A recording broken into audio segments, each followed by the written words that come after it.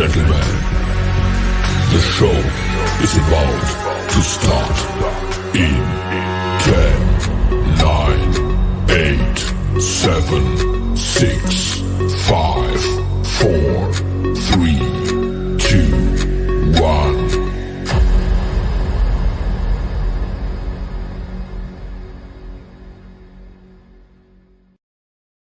The following program is rated TV MAL. It contains strong language and is intended only for mature audiences.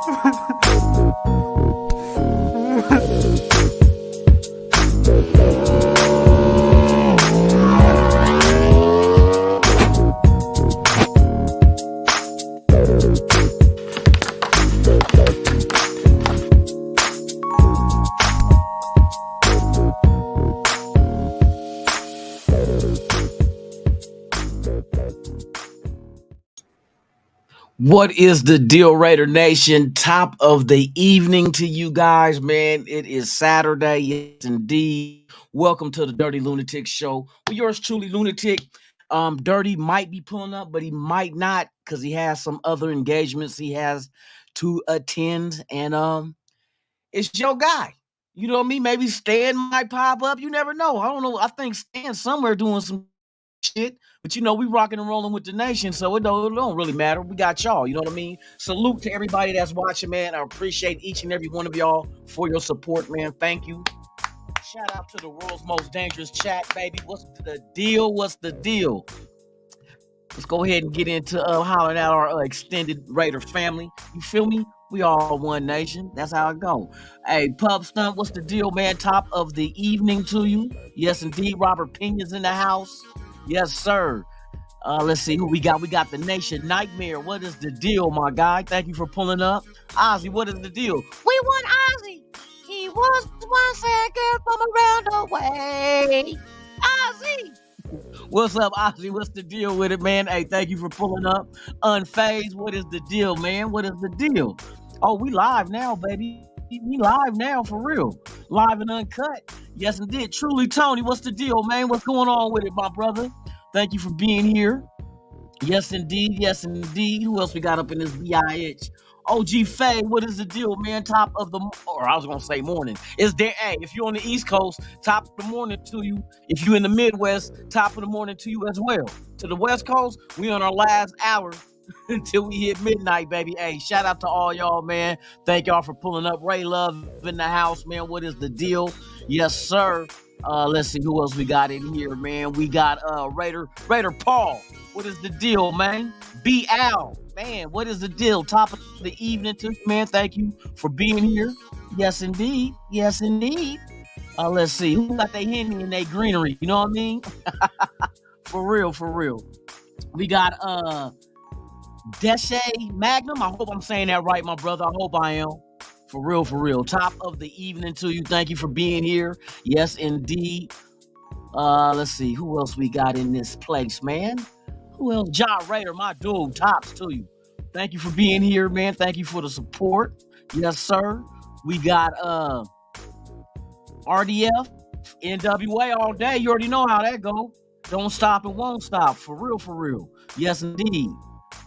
Foxdale, what is the deal, man? Tops to you, man. Thank you for pulling up. Yes, indeed. Pizzle, what's the dizzle? Yes, indeed, man. What is the deal, man? Thank you for being here. Yes. D is my dude, man. Salute to you as well, man. Thank you for being here. Oh yeah, we're gonna just hang out tonight. We'll talk some football and anything else we feel like talking. Rafa, what is the deal, man? Salute to you. Top of the evening. Yes, or you on the East Coast, so you top of the morning to you. You know what I mean? Top of the morning. For real. Let's see. NorCal Raider Jesse, my dude. Top of the evening. We got Ozzy D Menace. Hey man, shout out to Raider Rich, man. Salute to you, man, for your chat, man. Hey, appreciate it, man. Thank you for supporting the movement in our channels, man. I appreciate that for real. Yes, indeed. Yes, indeed. Hit that thumbs up button, y'all. Hit that thumbs up button. You see what he say? You know what I mean? Hey, shout out to everybody, man. Shout out to the 35 that are watching. If this is your first time here, please. All I ask is for you to subscribe to the channel, whether it's the hashtag Raider Nation Network, which is Dirty's channel, and right here on Raiders Allegiance, which is my channel. Right now, we are airing on both channels as we speak, as well as on the Raiders Allegiance Twitter account. So thank you guys for being here, man. I appreciate each and every one of y'all for real.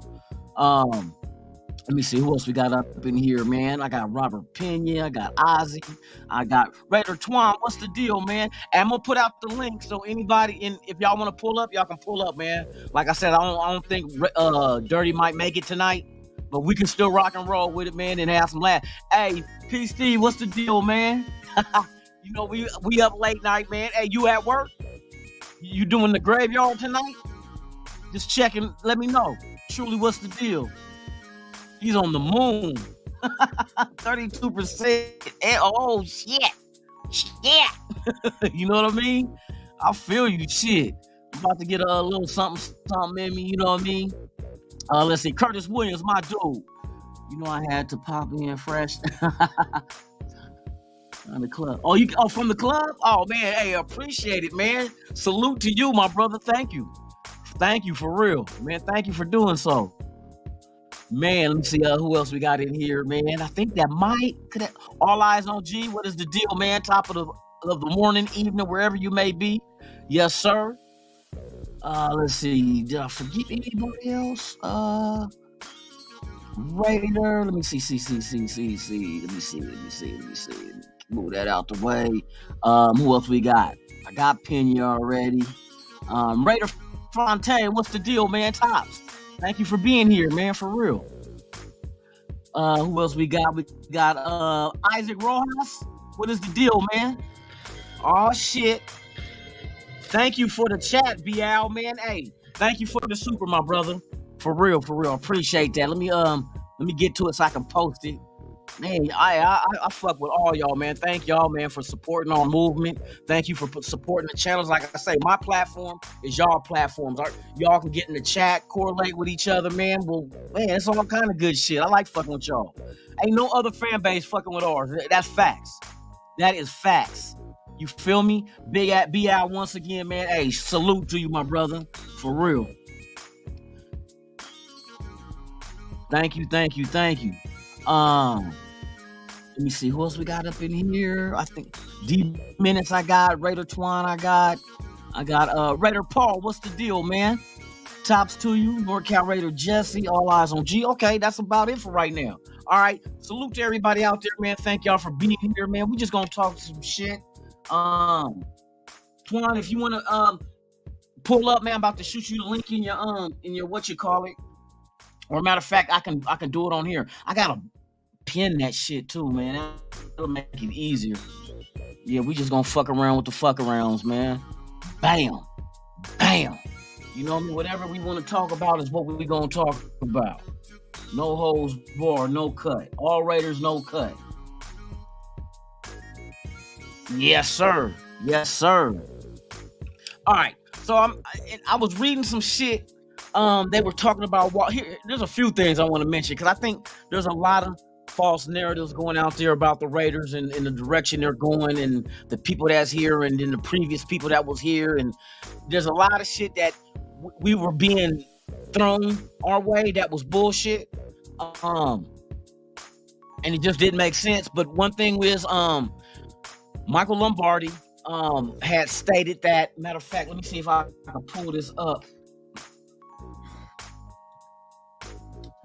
So y'all can read this too. We go.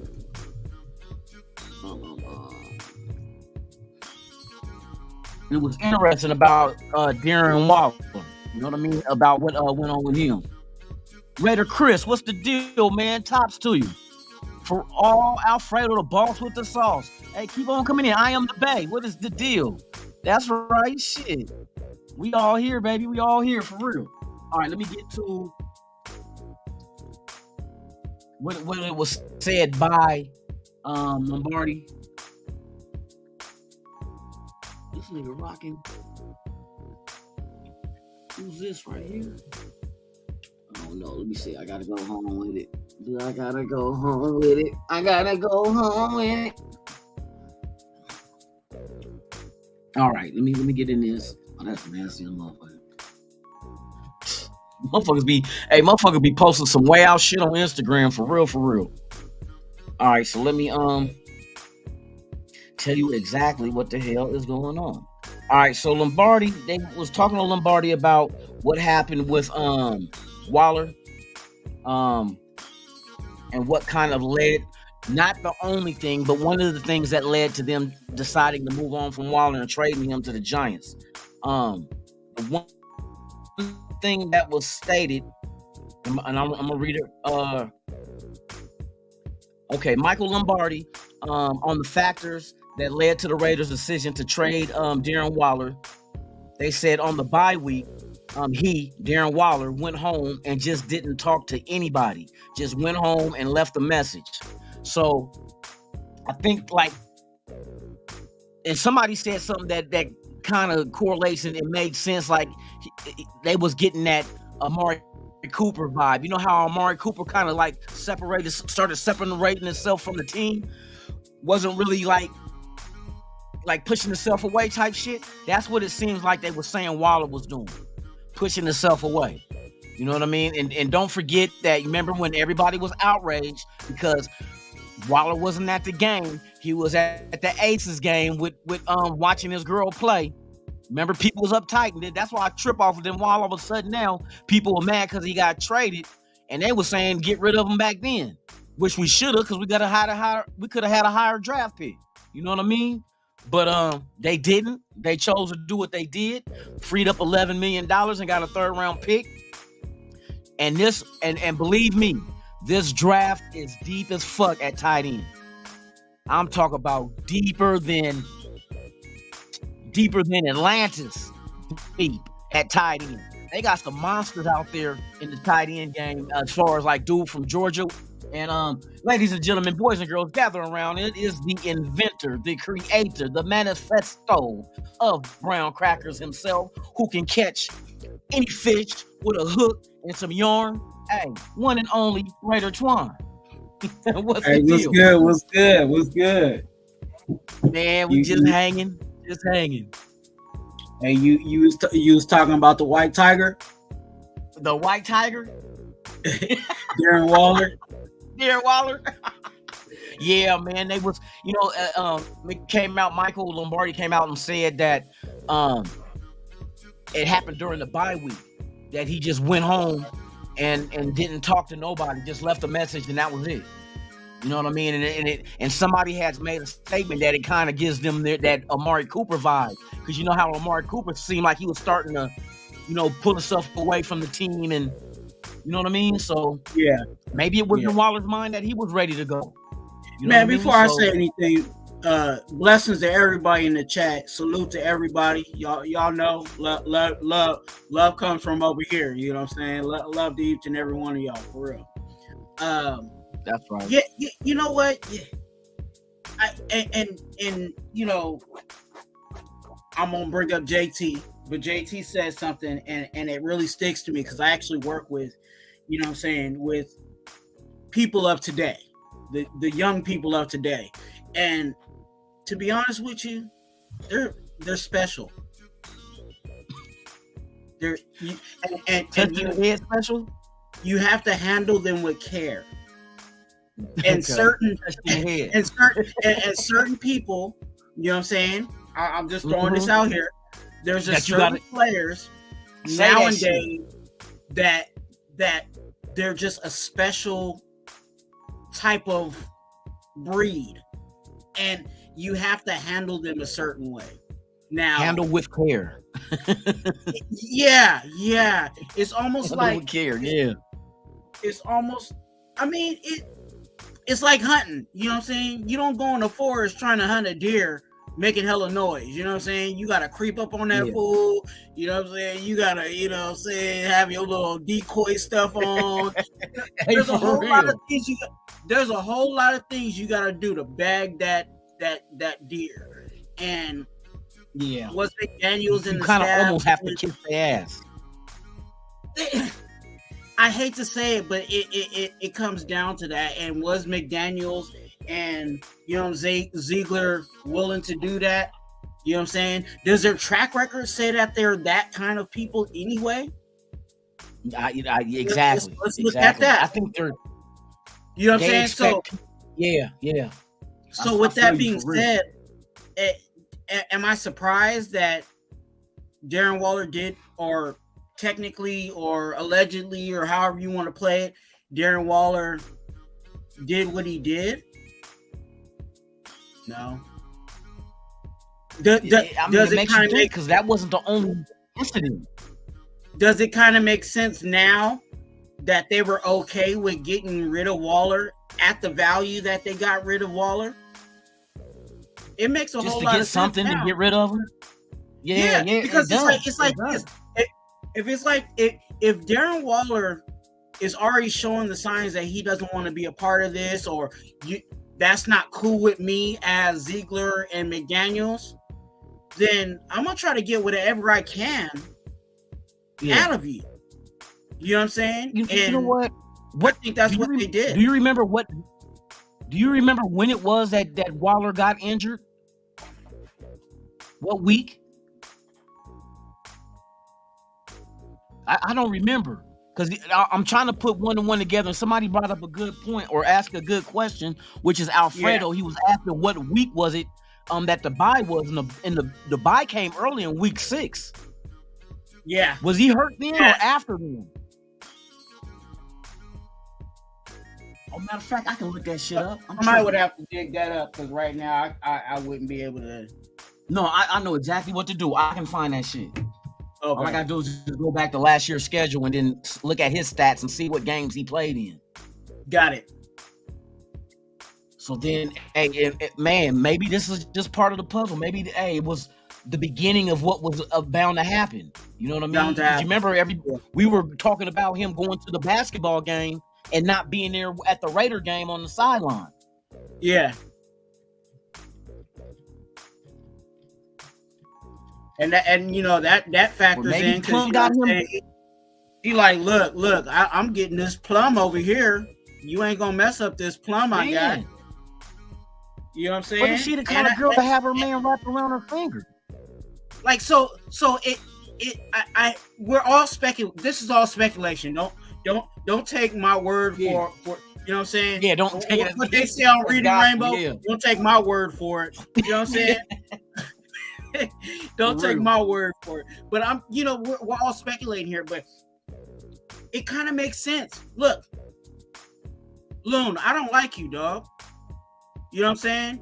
So if you want me to go do extra shit for you, and I got this peach over here that I'm getting in, am I gonna listen to you, or am I gonna go mess with this peach? Am I gonna watch Peach's game? You know what I'm saying? And it makes sense now. Like, I wasn't even cool with you from the get. So all these demands that you asking for me to do, miss me. Yeah. Miss me with it. And you know what else? This is also thing that I'm trying to break down. I think Plum is the kind of girl that runs her relationship. And the reason why I say that, because after he got traded, Waller, she's the one that posted on Twitter or something saying he must have been upset because he wasn't invited to the wedding. Why is she chiming in on her man's business with his job? Yeah. You know what I mean? Like, this is not your business. But he didn't say shit, you did. Yeah. So I'm like, okay. And plus, he'd rather watch her play basketball than be with his team when they were playing football. You know what I mean? Well, we always going back and forth like, well, he was given the okay, which we know. But see, was the okay given because they was, like you said, you have to treat them with care, kissing their ass pretty much to try to not, you know what I mean? But if I don't like you, I ain't gonna be around you. So for him going to the game, it makes sense. If I don't, you know what I'm saying? Be around him. Exactly. I don't want to be around you. I'm like, oh shit, for real. Maybe there was some issues going on. Cause they sure the hell stretched out that damn injury. Oh, he tried to go. Oh, he can't go. He was saying, oh, I can play. But the team was like, you know what? I think it got to that point where the team just said, you know what? Fuck it. Just don't even try to come back. You know what I mean? Until later in the season. Hold on, let me see something real quick. I'm curious now. See, now you got me wondering. Yeah. I mean, we all trying to factor this stuff in. Because we know for sure that this organization ain't going to give us much information in the first place. So, nah. That's why we speculate, because that's all we can do. Yeah. But I think eventually Waller is going to come out with some little podcast or something, because he does stuff on like IG, and you know what I'm saying, he does get out there in social media. I think eventually he'll say some stuff. Shout out to the dude, man. Thank you for the chat, man. He said too much two-faced, who's cool, who's not. Hey, for real, that's how that shit be, man. On a team, it's like you got to try to weed through like who's really cool, who's not type shit. Right. Let me see something right here. And he's Darren Waller. Let's keep it real. Darren Waller's not a DC. You know what I'm saying? DC kept it quiet about, you know, the behind the scenes stuff about, you know, or he hasn't released anything yet. You know what I'm saying? To talk trash about the Raiders. You know what I'm saying? Yet. Yet being the key word right there. Darren Waller, I feel like he would eventually come out with something. I think he'll come out something before DC does. You know? You think? Yeah. Most likely, man, because that's just Carr. You know, just thank yous and everything. But I don't think Carr is that kind of dude to be spiteful and say some shit. Nah. He'll think before he opens his mouth. Now, Waller, on the other hand, might open his mouth and then say, "Oh, I shouldn't have said that shit." Now, will DC? And this is DC's character. Will DC give little jabs here and there? Maybe. But he ain't gonna go all out and be like, "Hey, this is really what went down," and da, da, da, da, da. You know what I'm saying? He's not that kind of guy. Yeah, Waller played before the bye. The bye was week 6. Okay. So that week 5 game, well, that's the second game right there. Was the week? The first week he came back, he got a touchdown, I think. Yeah, he did. But I want to see when was it when the injury started being an issue. You know what I mean? Yeah. Was it after that bye week when he went home and didn't rehab and, you know, didn't talk to nobody in the building? I think it was during the situation where he was at the baseball game with old girl. I believe so. Week 1, week 2, week 3, 4. I'm over here trying to eat, dog. No. Yeah. I think that was it. Hold on, let me look at this schedule. See, week 7, we played the Texans. Week 5, we played Kansas City. What date was that shit? That was on 10-10. And did Waller play on 10-10? No, he didn't. He got hurt early. He played on October 2nd, but a week later he didn't play. And when he got hurt in that Denver game, that must have been Denver he got hurt in. That was on October 2nd, and then he didn't come back until December 18th against New England. That's over 2 months. And that was during the bye. So he missed, what week was that? Let's see, Denver on the 2nd must have been week 4. Yes, it was. Yep. Week 4. He played week 4, but he didn't play in week 5. And then after the bye is the game right after that Kansas City game where he didn't play. The first game he didn't play in. Hey, Foxdale, to answer your question, the reason why we're addressing Waller is because there was a report that just came out regarding Waller and his actions while he was with the team, and we're trying to get an understanding as to why, you know what I'm saying, this organization was so quick to get rid of him and for the value that they got for him. Because we know that Waller was worth way more than a freaking 3rd round pick. So why did they decide? The Jedi? No, that was Foxdale. No. I'm saluting. I don't know why my alerts don't be working. Oh, because it's from Dirty's channel. That's just the Jedi, man. That's why we're talking about it. Okay, Waller. Okay. Oh, he got hurt in the Chiefs game. Well, no, he didn't play in the Chiefs game. That's what it's showing on the stats.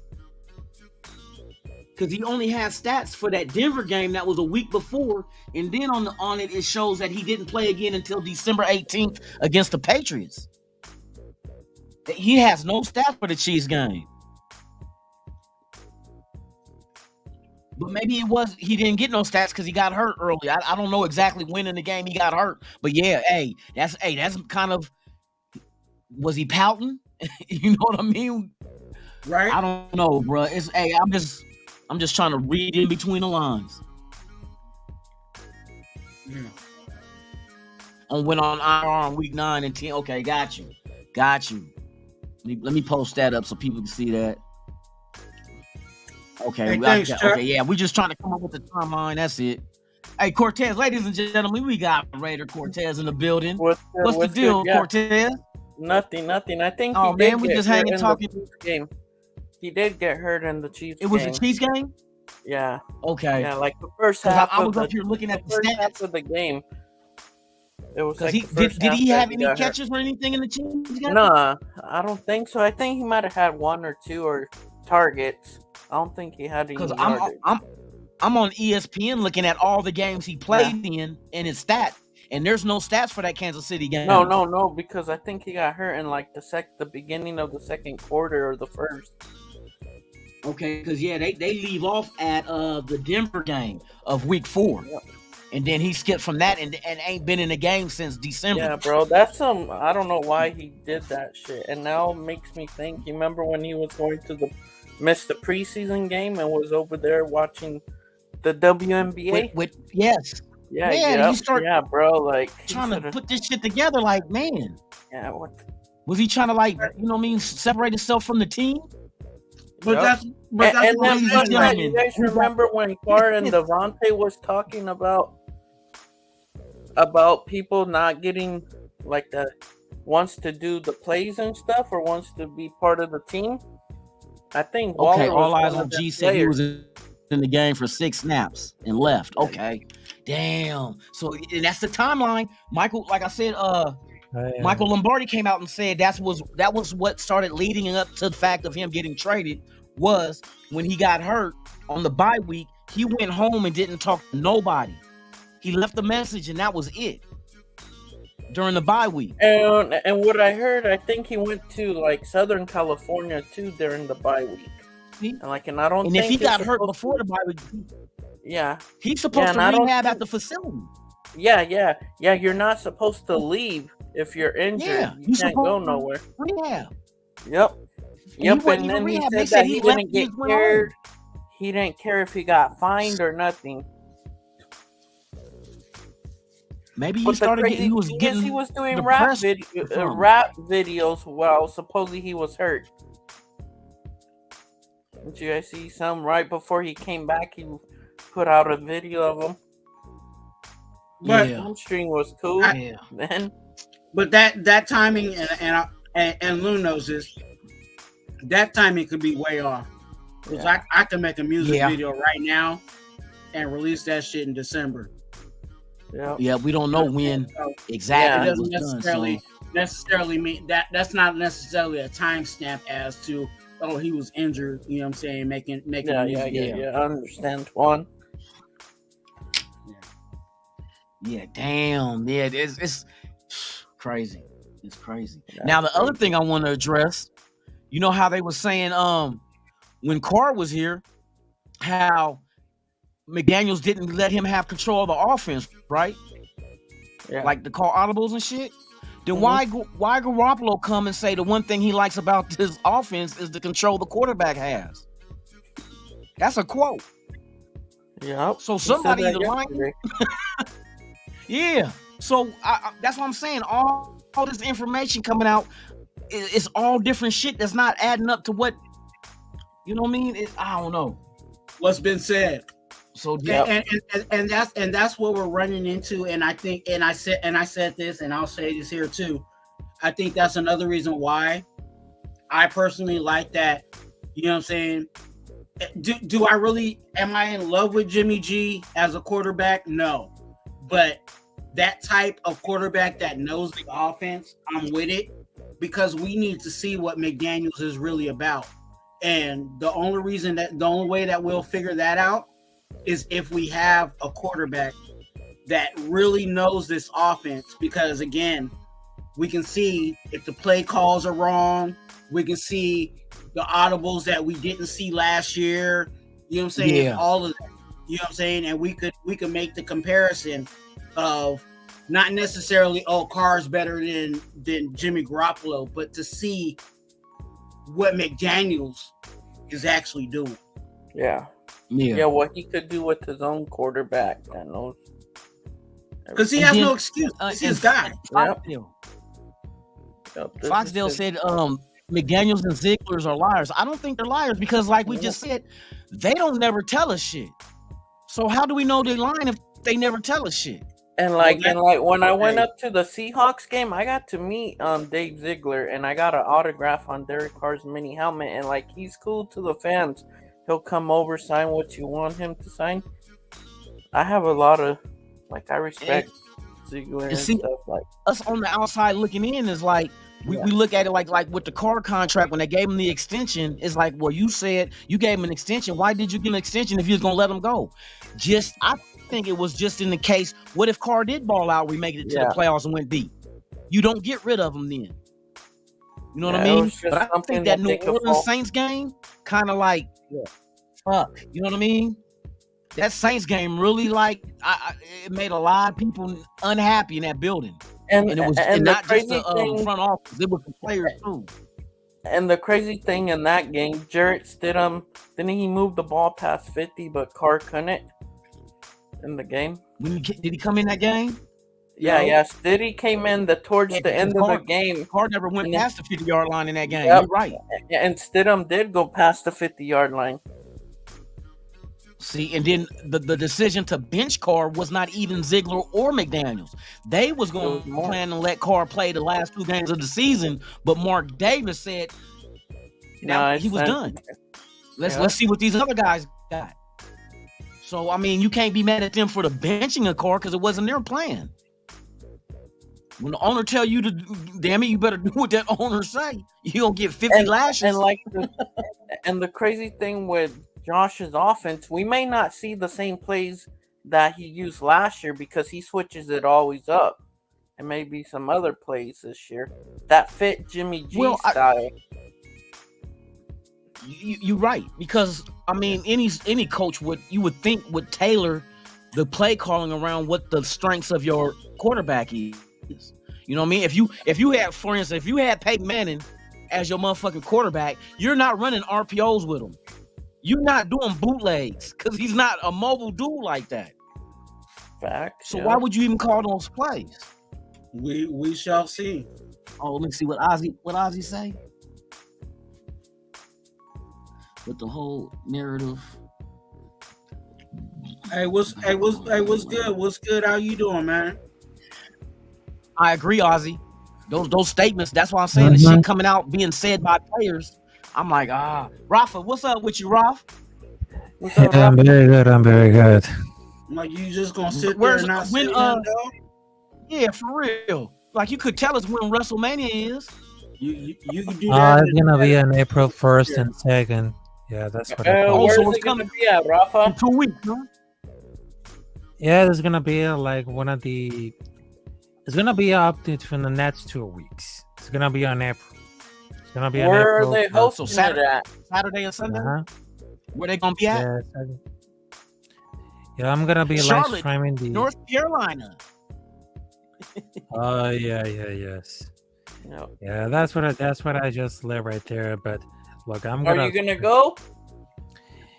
Look, I'm gonna stream the whole WrestleMania right there. But yes, I'm really excited. But right now, in my opinion, about Jimmy Garoppolo, the Raiders, and of course Darren Waller, I think that we just need a better build, because we thought that we can build a lot of defense, but when it comes to Jimmy Garoppolo, at first I was very confused, but I just realized that when it comes to the numbers of the red zone for last season, I mean, that Jimmy Garoppolo can do anything. I mean, there's no time to get depressed about it. So we can deal, and of course, we got a quarterback which is very good, and he had that power if he's still healthy. Because right now it is time to build it up a lot of defense, the offense, and a lot of speed. Because right now, the last season, we don't have like the defense and of course the speed that we want to. But I think but I think the only point is Jimmy Garoppolo knows about the system of Josh McDaniels. Derek Carr doesn't have it. And the only thing that about it, he understands about the system because he was playing with the New England Patriots. And that's fair because he understands about the system about Josh McDaniels. I mean, that's fair.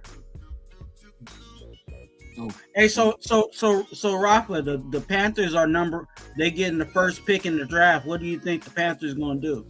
They're gonna go to like Anthony Richardson or maybe like a brand new quarterback because what I heard about the Carolina Panthers going to the first number 1 draft because they just drafted for like the Chicago Bears because I thought that Chicago Bears got at the first position, but with Tragedy turned triumph. So I had to go to the draft to the Carolina Panthers. I was like, wow, this is like the good game changer.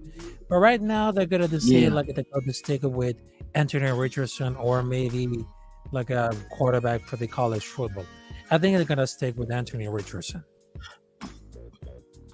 You know what? That kind of made sense to me since Carolina does have the experience of dealing with somebody similar in Cam Newton when they took Cam Newton.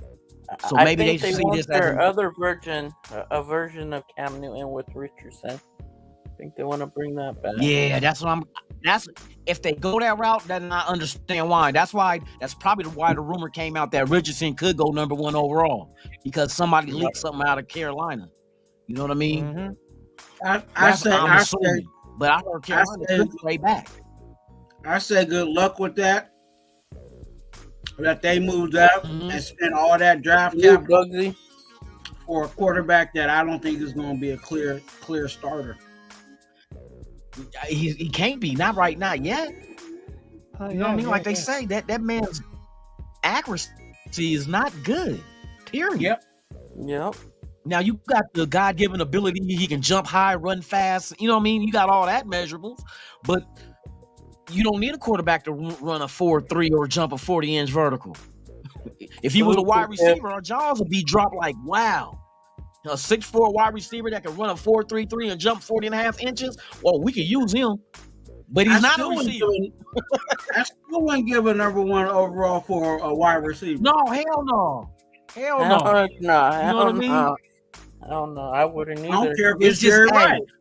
No, hell no. I would but you figure you do have teams that are thirsty. They are thirsty. You know what I mean? And Carolina look at it like they playing with house money when they moved up to the Bears number 1 spot because McCaffrey, shit, that gave them all them fucking picks off of 1 player. They not tripping. Running backs are a dime a dozen. You know what I mean? Yeah. You just gotta go in there and find the next one. But we'll see what happens though. So, hey, Rafa, in your area in Carolina, do you hear any rumors in the sports world out that way about Carolina and what they might do? I know you said Richardson, but did you hear that from like the news? Well, I just heard that about the news, but there's nothing official. They're just talking about rumors. They're just like there's nothing official. Yep. Okay. Remember back in the day when the number 1 the team with the number 1 pick could start negotiating contracts before the draft? Yeah, you can't do that shit no more. That. Just to get rid of the fact of a motherfucker holding out. And they stopped that shit. Do you remember the last time that they gave a big contract to a first rounder was Jamarcus Russell? Yeah, because he held out. Yeah.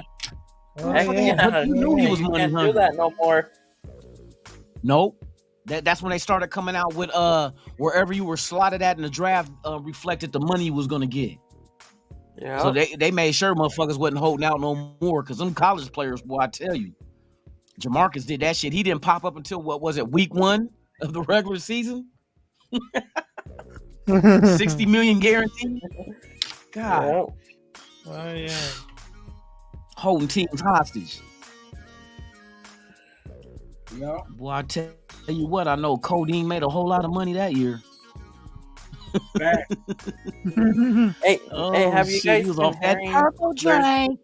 A possibility Rob Gronkowski may come out of retirement.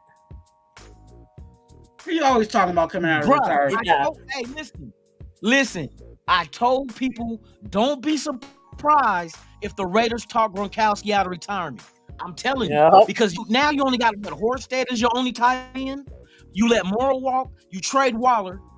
You getting all former people that knows the system. That's what's telling me that they are trying to win next year. Just imagine if we got Denzel or what's his name, Washington from Georgia, the tight end. After man out of Georgia, that dude is a beast, man, for real. 6'7", how much? 6'7", 270? Or no, or 6'8", I think. Oh, 6'8", I think. And athletic. And could block. At the combine, he make that one hand catch. And you know where Foster went? Another offensive tackle to New Orleans, didn't he? Didn't he go for a visit to New Orleans? He went to a visit to New Orleans. Foster, but the crazy, but Foster went to school out in New Orleans too. He went to LSU, Louisiana, so I think he may go to LSU. That's right. Yep. Sure the fuck did. Yep, to be close. And he'll be reunited with Carr, so that makes sense. That makes sense. Because you remember Carr always hyped up what orifice is the Saints gonna pull the money out of? Yeah, because last time I checked, they over the salary cap. I mean, you can maneuver, but they already hit a couple of movements already. Hey, did you guys talk about our new long snapper? We lost, or they cut Trent Stig. Dude from our long snapper. Yeah.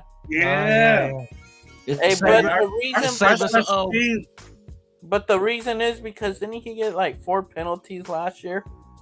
Penalties. Yep. That was a big thing for us last year. Plus, we got this one dirt cheap at the wrong time. Nah, that's cap. It ain't penalties. Yeah. We signed Luminor and he got penalties every game. Oh yeah. No, I'm saying penalties all over was our big problem last year for the team. Because it always seemed like we got penalties at the worst time when we made a big play. Right when we were like 4th and 1 and Carr was gonna try and do a quarterback snap, and then Illuminor would. I remember when Josh Jacobs had a big play, they called it back on a penalty. Illuminor was doing stupid shit. And then plus that, the refs called the one on Malcolm Kuntz on the when they were the Chiefs were trying to get a field goal. If we would have stopped them there, they wouldn't. And they missed the field goal, and they still gave them the stuff. They waited for him to miss the field goal, then to throw the flag. That's crazy. Yeah, that's real crazy. New Orleans got a backup plan at running back too. New Orleans? Yeah. Because of Kamara in his little court case? Hey, didn't they pick up Detroit Lions running back? Jamal Williams. Yeah, Jamal Williams. So, they had to. They had to because Kamara's up. Boy, he in limbo. And Vegas do not bullshit with them kind of cases. Yeah, they cracked down on that shit for real, for real. Yep. Hey, there's so much evidence against Kamara. Hey, did you guys see the tweet that Illuminor said about him and Colton Miller when he re-signed with us? Being the best, tackle tandem in the league. Yeah. Fuck it. Hey, shoot for the moon. Shoot for the moon. Hey, confidence is okay. key. Right now, our cap was at 18 million. 18. Hey, you got to start with confidence. You know what I mean? Hey, and that's the basic. 18.6 million is where we at with cap space. Hey, who else do you guys think that we could get? I tell people, don't think we're gonna go sign a big name. Nah. Who or what other position you think we may go after in free agency? What, in free agency? Yep. Shit, it's just gonna be a lot of depth type pieces. I think they're really focusing on the draft to really get that's how you're supposed to build your team anyway. Yeah. You know, some of these teams try to build a team through free agency. And Dave said that you gotta hit on your draft picks. And hit on your draft picks. That's all you gotta worry about. he doesn't want to pick up players that's free agent. He may want to pick up just a couple, not a bunch. That's what it looks like to me. He's not going after expensive free agents. Anybody on free agency is going to be off the dollar menu. Well, shit, there's people out there. Yeah, there's really nobody big name anymore. Shit, they got people come. What's the linebacker from Miami coming in? You know what I mean? I think there might you won't get a major signing, but you probably get you get a player for about $8 million. But you set the contract up where this year's hit won't be that bad on the cap. Again, look, Twan, you talking meatloaf again? Meatloaf. Cortez can build up meatloaf. Brown sugar meatloaf, boy, that's the shit. Nah, I don't know about. Yeah, it's gonna be interesting, man. Yeah, shit, I can't wait for the draft. Did you read that, Luna? Yeah, that's all I'm worried about. Yeah, I want to see the draft and see how that unfolds. Yeah. And the corner that I like is Christian Gonzalez. He's physical. From Oregon, the DB. Gonzalez? Yep.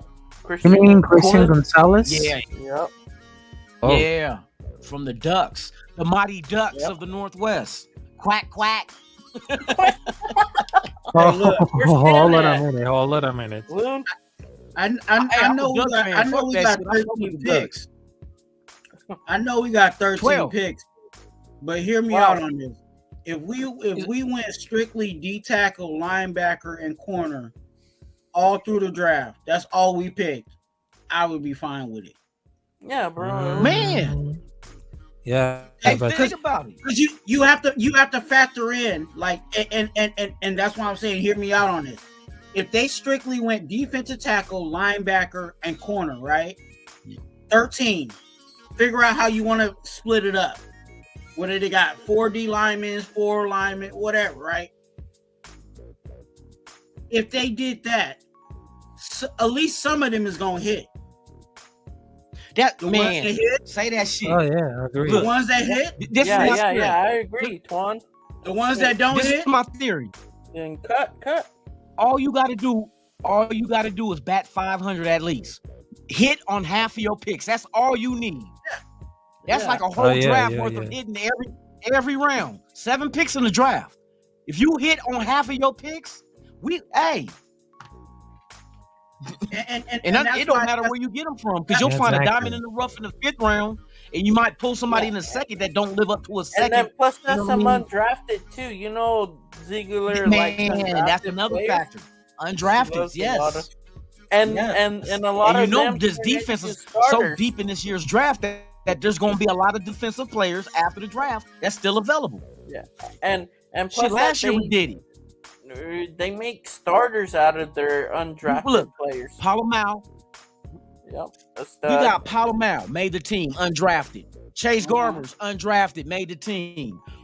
Masterson, undrafted, made the team. Darian Butler, undrafted, Kobe? made the team. So obviously they got some kind of good sense when it comes to people that ain't making, Darian Butler's another one. Yeah. So that's why I said what I said. I know we need a tight end. Yeah. I know that we could possibly get a good offensive lineman, but if they, like I said, if they stick to those 3 positions, tackles, linebackers, and corners, you ain't lying. I mean, there's a lot of positions to fill in, not only about the offense, the defense, all the positions, because we have the quarterback. The only thing that we miss it is the tight end. Oh, there's so many tight ends in this draft, bro. They say this is one of the deepest tight end draft that there has been in years. And there's some good tight ends. Oregon got a tight end. Georgia got a tight end. They're deep. What's the other dude? Notre Dame. Notre Dame. There was somebody else that they keep talking about. I know the wide receiver out of Princeton, the Hawaiian dude.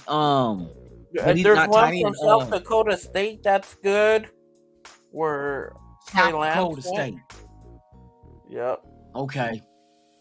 Yeah, there's a shitload of tight ends in this draft. That's why I think that's why these motherfuckers was expendable. You let Morrow walk, and you get them, and those guys you draft come in on a cheaper contract, and you get to keep them for at least 4 years. And I think that's Hey, that's Quan, another. I think that's another reason why they were make okay sure with you do Waller. multiple jobs or multiple Yeah, positions. I believe that too. Juan. I think Look, that's another reason you why got a they were third round pick for Waller, right? You got a third round pick for Waller. Why? Yeah. Who says you couldn't use that on the tight end? Yeah. It's replacement from what he gave you, a third round pick. Yeah. And they're out there. There's so many tight ends, bro. And they pretty much want the even kind of one guys that from- can block too. Even They the need one that blocking from tight end when they run those 2 tight end sets. You Hey, know, even the one from Ohio State, the Trojans have one. Yeah. Yeah, there's so many. Hey, because I don't think you can go wrong with tight ends. To be honest with you, like I said, we ain't got tight ends. Michigan State. We got loose ends. Yep. Got me That's that. hanging on strings now. Shout out to Strings. Lucy. Throwback. Oh my god. Got me hanging on strings now. Mhm. Right? You We got me loose hanging ends on over here. strings now. Huh? I said after they got rid of Waller and Foster, man, we got loose ends. Yeah. But shit, I think Ain't they're nothing comfortable right because of how about many that draft picks we got. You know what I mean? We got a shitload of draft picks, and if they happen to trade back a couple of times, it might even be more. Yeah, be 15 if we trade back a You know couple what I mean? times. We could get 2 picks, know how many- 2 extra picks. Look, I expect them 3. in the third round. Like if they really wanted to, and they seen somebody they really need and got to have that can come in day one, they can trade from the second round pick and get right back into the first. They're only 6 picks into the second round. With all those other multiple picks, you can't package it up and move up if you need to and still have enough picks. But I mean, one trade back, they might take one of them thirds and move back with it. You know what I mean? Move back in a second. It depends on how their draft board is and what falls to you. And if you have multiple targets that's there when you can pick, and you can assume I can get them 5 or 10 spots back even then, bruh, and pick up an extra third and a fourth. Hey, they're gonna manipulate this draft, dude. They did it last year and they didn't even have a first and a second. And they still manipulated the draft. You know what I mean? Right. So I want to get my popcorn ready and watch this shit.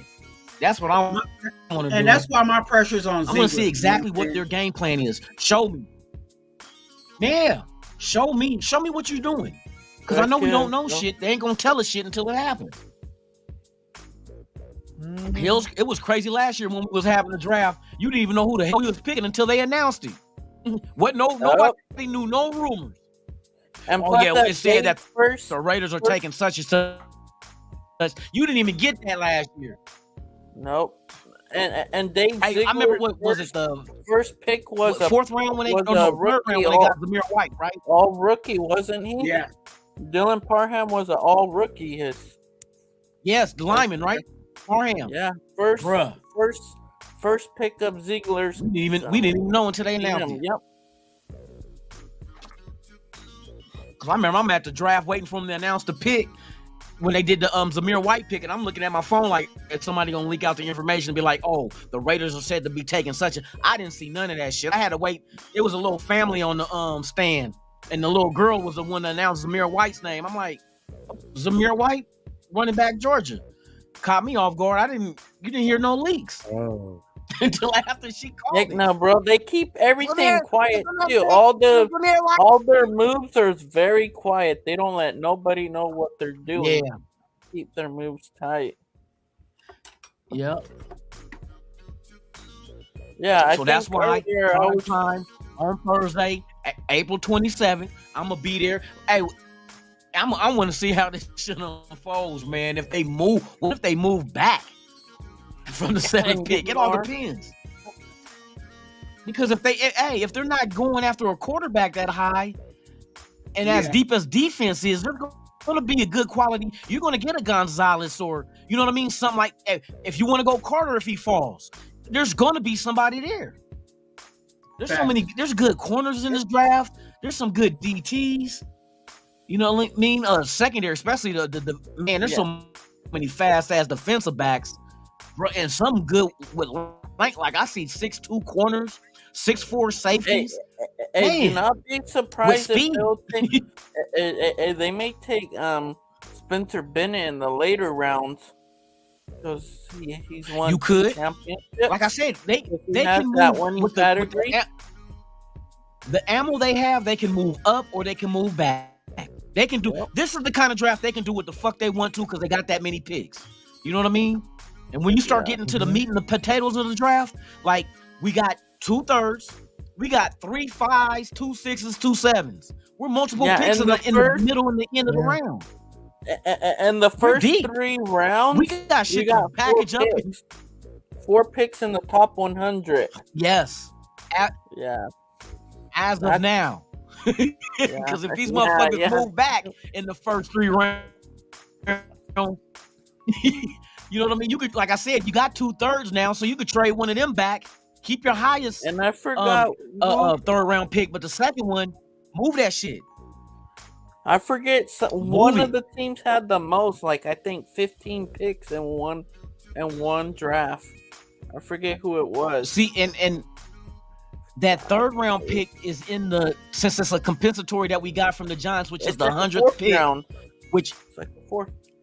Technically. No, it would have been it, but it's a compensatory that's in the bottom of the 3rd. Extra picks in the 3rd. Yeah. But if you have somebody in the 4th that want to move back into the 3rd, voila.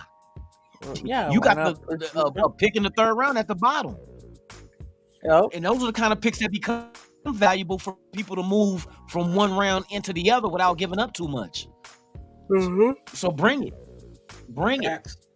I'm here for it. Well, I'm ready, man. I'm ready for this soap opera.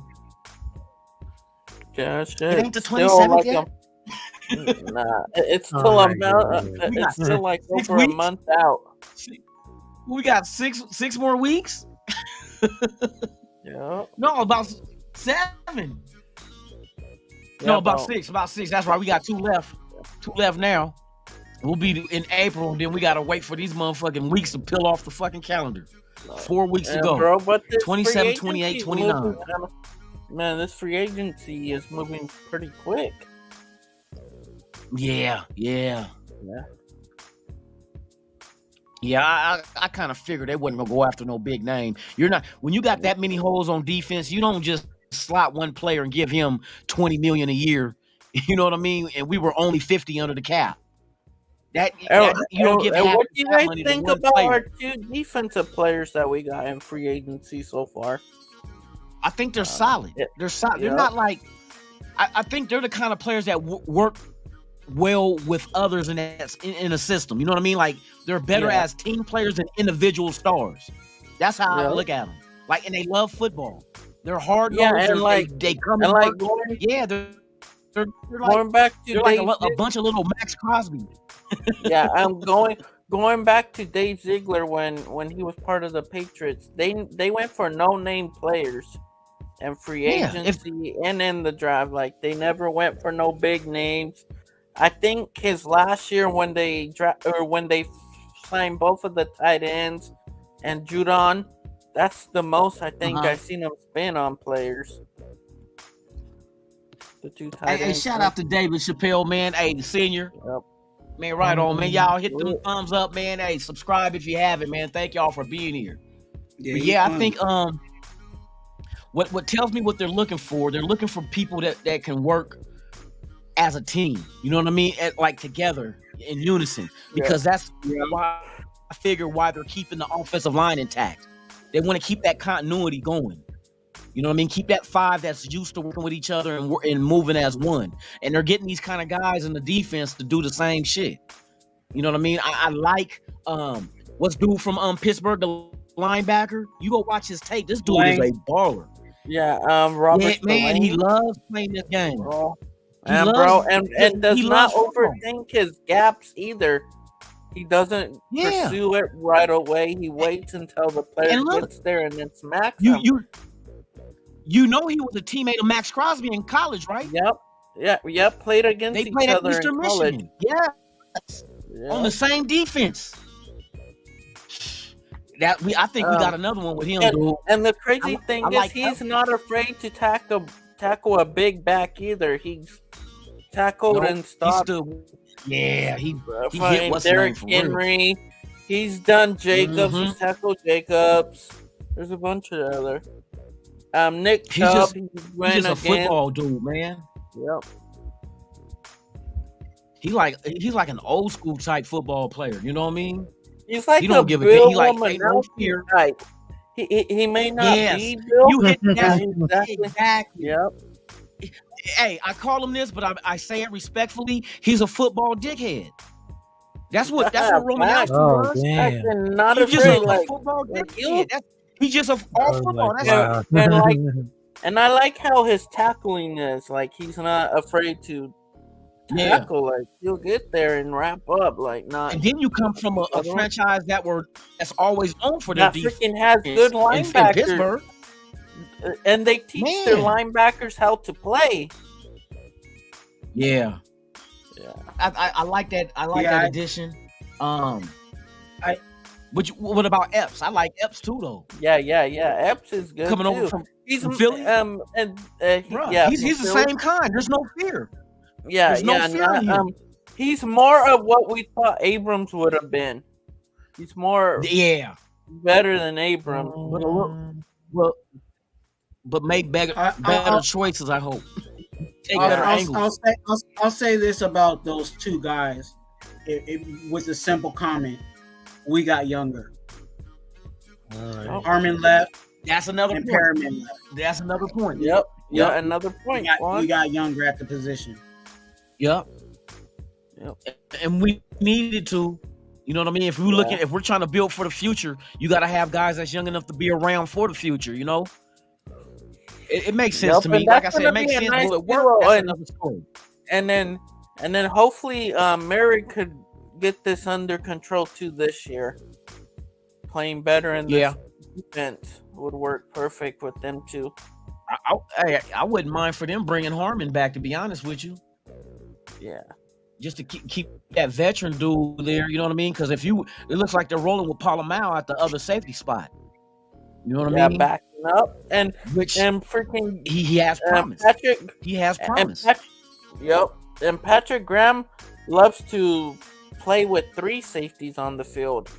Have one in the box. Yeah. We'll draft one. And if not, and the crazy thing is, Palomar put like 12 pounds on. Malcolm Coons put 12 pounds on. A lot of players, freaking, they really took this shit serious. And what's his name? Was it Matthew or Neil Farrell lost like 10, Neil Farrell Jr. Pounds? Yep. Yes. But all those players obviously they're. Yeah. All of them. Yeah, because Coots and Palomar, I call it light in the booty. They was light in the booty. Yeah, for real. Yeah, light ass for real. And they. And see, then, the thing that's and then I think Andre James gained some weight too. And then Theo Mumford lost weight. Yeah. And then they a lot of people. Parham gained. Serious. It's working like it needs to. Like, but they all the team asked them to do this, and they did it. Yeah, they all do that at the end of the year. They have like a report card. They say, hey, this is where you're at. This is where we need you to be here. Yep. By the time you come back, you know what I'm saying? And some of those guys already knew. Like, you know what I'm saying? It's the same thing with Max Crosby. Max Crosby knew that he had pass rush ability, but he just needed to bulk up. You know what I'm saying? Yeah, and look what he's done. Yep. He did that. He needed to. And Kuntz did the same thing. He bulked up. Yep. So they getting shit right, man. But like I said, to have an idea of what you want to get done and actually having it get done, you gotta wait and see. You know what I mean? Yeah, and I'm just gonna whatever say you make. Like Jimmy G's one of like I back up Jimmy G now because he's our quarterback. And I'm always. I mean, we got to. He's the quarterback now. What was you about to say? We hope he do good. Yeah, it woke my bad, Loom. What was you about to say? No. He was talking. Cortez was talking about Jimmy G, and I'm like, we got to get behind him because he's the quarterback now. You gotta hope he does good. You know what I mean? But I think they're trying to put him in a position to succeed by giving him guys he's familiar with. You know what I mean? You don't have to go through the baby steps of teaching these wide receivers the offense. Like I said, But everybody on this offense has been in the system for at least 1 year. Everybody knows it now. Yeah, and so there should be no hiccup. I think a part of that was because also, I think McDaniels realized that he doesn't have time. You know what I'm saying? I don't think you got to. Gotta win now. I think he realizes that he has that this offense has to show. You know what I'm saying? Well, this entire team, because he's the head coach, but we're just talking about the offense, you know, specifically. Yeah. But you know, he realizes that this offense better be clicking, or for sure. If do you guys think that Mick Lombardi will take over calling plays, or you think he's gonna wait another year if he does successful? You remember he said that in a couple years that he wants Mick Lombardi to start calling plays. Well, you know they brought in more offensive help on that side of the ball too. Play calling. Scott Turner is there to help him. You know what Tell I think him, it is? Do it this way. Yeah. This is what I think it is. This is why I give props to Ziegler. See, Ziegler and McDaniels, yes, he brought McDaniels in, but I don't think he's McDaniels. That is like immune to whatever Ziegler wants to have happen. And I think Ziegler understands that what Josh McDaniels needs to do is just solely worry about coaching. So he goes and gets these offensive coaches to come in here to play call, to learn this shit, to take that burden off of McDaniels, because we know, I think him trying to juggle, you know, wear different hats, I don't think he's the kind of guy to be built for that. You give him one task, I think he can master it. So you let him be a head coach and focus on being a head coach, and let these guys worry about the offense and calling the plays. I've been teaching your system. They're under you. Yeah, he can't juggle. And now you got some people who can do this. You know what I mean? But it's not a knock on them. It's just you're good at just doing one fucking thing. And so like you're a head coach. That's what you're gonna be. He got one of his assistant coaches that were teammates with them three. He's now the tight end coach. He was a senior assistant. Yeah, now he's a tight end coach. Yeah, because I think that I know his offense is complex. So what he's assembled is a team of an offensive core of coaches. That's why there's more than one offensive coach that was brought over to be an assistant. You know what I mean? He needs a team to run this offense that's young and that don't really know the ins and outs. But he's the overseer. That's what you gotta have. That's the only way you can get out of him. That transaction was key, and the reason why I say that is because last year we didn't have a tight ends coach. Yep.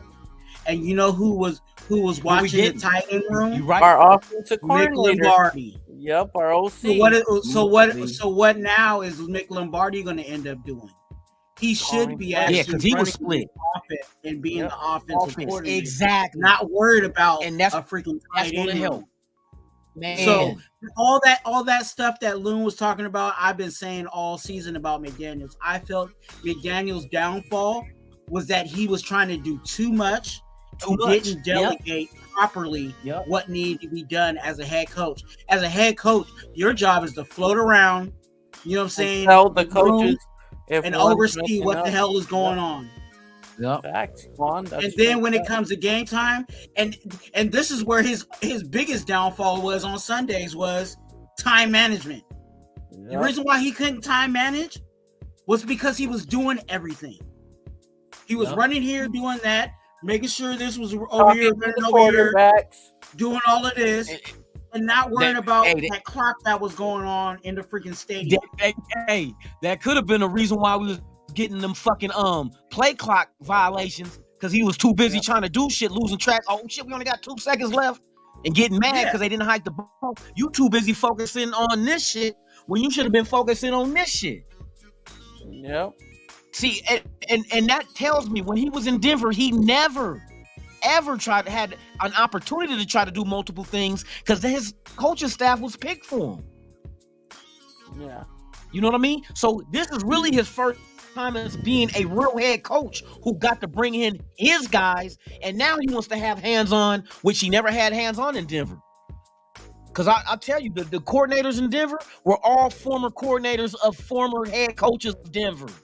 The Reeds, the motherfucking what's the name that got into it with Al Davis, Shanahan. These are all former coordinators of them.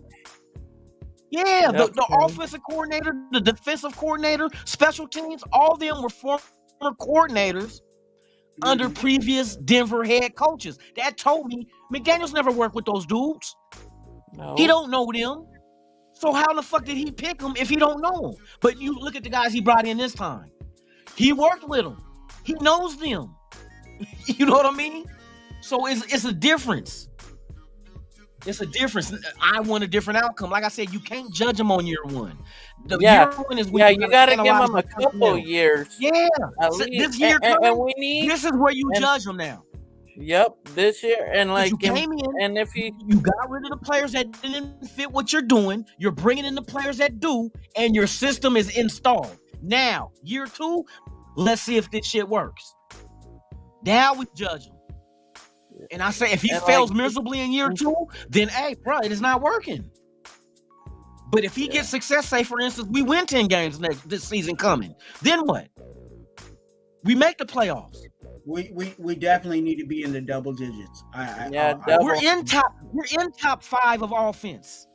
Our defense is going from bottom to around. I'll take about 20th because I know they're going to have a lot of young guys on here that still have to learn and develop. So your production is not going to be as good as them being veterans and knowing what they're supposed to be doing. So, but I expect more youth, more quickness, more speed on defense to swarm the ball and play football. So you should have improvement. Going to Cool Kev's comment about third and Renfro, I don't think they're gonna use Renfro on kick punt returns anymore. I think they may throw out. No, I don't think so either.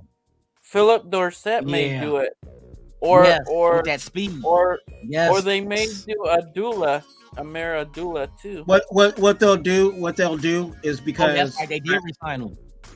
They'll put Philip Dorsett on kick return, but they'll still use Renfro for punt return because punt return, like Renfro, his hands, and then also he actually is a really good punt returner and could follow the blocks. Like and I hate to say it, if Myers coming in, he can be replaceable because exactly. I was gonna say that shit, Twan. So now it's not a threat. If he gets hurt, it's not gonna hurt us. Yeah, he has somebody there. Yeah, but you want them healthy though. Don't say we just throwing them out there to the wolves and let's see if you can survive this. You know what I mean? Of course. I'm knocking on wood as I say that right now. Because I tell you what, with this offense, boy, if these motherfuckers do like they did New England when they had Edelman and Amendola out there at the same time at the slots. Remember they ran 2 slots? Yep, I remember. If they do that with fucking Jacoby Myers and Renfro out there together, and then and throw out Philip Dorsett too, bruh, and let him be the one that goes deep. That is a strain on defenses. You know what I mean? You're gonna force teams to do shit that they really don't want to do because they're gonna be vulnerable to being hit at, you know what I mean, with certain plays. But it's gonna be damned if you do, damned if you don't. And with double Adams, and then what we do with Renfro and Myers. You know what I mean? And the next tight end we could throw Philip Dorsett out there. Hey, that too. Take the top off. Now you're stretching their defense vertically. You know what I mean? It's going to be a lot of strain on these teams if they do this right. Like I said, we got to wait and see. You know what I mean? But they got a plan. You don't just go get these guys just for the hell of it. You got them for a reason. And to me, you look at it like, okay, it makes sense. To me, Jacoby Myers is better than Mac Hollins. You know what I mean? From production, he coming off an 800-yard receiving year. And that's playing with 2 different quarterbacks. And he knows the system. Yep. So there's a lot of pluses. The negatives is the crazy thing is, Jacoby Myers never played with Jimmy G, but had good stuff to talk about Jimmy G when they asked him about him in his Oh yeah, presser. these guys is ready to work. Even Jimmy G Heck yeah. coming here saying, "Hey," he I said, "I don't bet want to be you, given anything. I like want to in a earn it. couple of weeks. I want to earn In a it." couple of weeks, he's gonna have Devontae and all the receivers with them practicing plays and stuff. Bruh, you already know. And Yep. I'm hearing from players that play with Jimmy like he's a hell of a dude. They love dude. Yeah.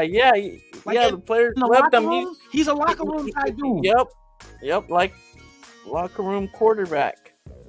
And he takes and the crazy accountability. thing, he doesn't care if he cuss. If you guys heard him in his presser, he was cussing. He didn't No, care. we already know. He's a different. Not that matter, but I mean, he's I don't think himself. Yeah, that's not a Yeah. factor. But the factor is how does he get along with his teammates? That's the factor. Is he a leader to them? Do they look at him like that's the dude that I'm following on his field and producing? Because he's doing the same. He's not asking for handouts. He's busting his ass in 116-degree weather. You know what I mean? In August, just like I am. He don't get no special treatment. And Jimmy said he don't want that. Our only knock on Jimmy was his health. That's it. You can't. His will to play the game was never in. You know what I mean? In question. It was his durability. Now, if we can give him protection and keep him upright, he'll be productive. He's always has. When he's healthy, he is productive. That's a fact. Hey, Loon, So let's keep him man, healthy. Kim says that freaking Jimmy G's press conference is better than any of Carr's. Man, hey, Jimmy G came out there looking like what's the Star Wars dude? Kylo Ren. He came out there looking like Kylo Ren, boy. I was gonna pull out my lightsaber, like, let's go. The dark side is in effect. Oh man, I'm juiced, man, because I want to see improvement. I want to see us do better, man. Yeah, bro. If this offense can click and this defense get built right, bro, that could be real big. They want to build like a that long means, run. They want to build like how New England is, type of. Like well, I think what they're trying to set themselves up, it's kind of like a relay. They're trying to be able to set it up so when it's time for, and let's just say, for instance, that Jimmy G works out and he takes us deep into the playoffs. And he only got a 3-year deal. Do you think about extending him if he does that in 2 years in a row? If we play like real good under him, heck yeah, you would have to seriously think about extending him and not worrying about getting a rookie. Yep. At least he buys you some time to not, you know what I mean, until you get the right quarterback for your future. Don't just get a quarterback because you need one. Get the right one. You know what I mean? I think they should. I think they should have to reach for that shit. But I think he's gonna have to move on anyway. And the reson why I say that is because 31 years old. I feel like they're going. If McDaniel stays around, right, and obviously if we're winning, he's gonna stay around, right? Yeah. If he stays around, by that time, he should already have his guy. You know what I'm saying? That he's drafted. If he doesn't, then of course, we're gonna have to. But see, this is the thing I'm trying to read in between the lines on. I think the quarterbacks in this draft, I think there's only one that the Raiders really like, because why else would you try to trade for the number 1 overall pick? But the asking price was too high. But they were willing to move up to number 1, meaning there's only one quarterback that they have an eye on, or they just move up.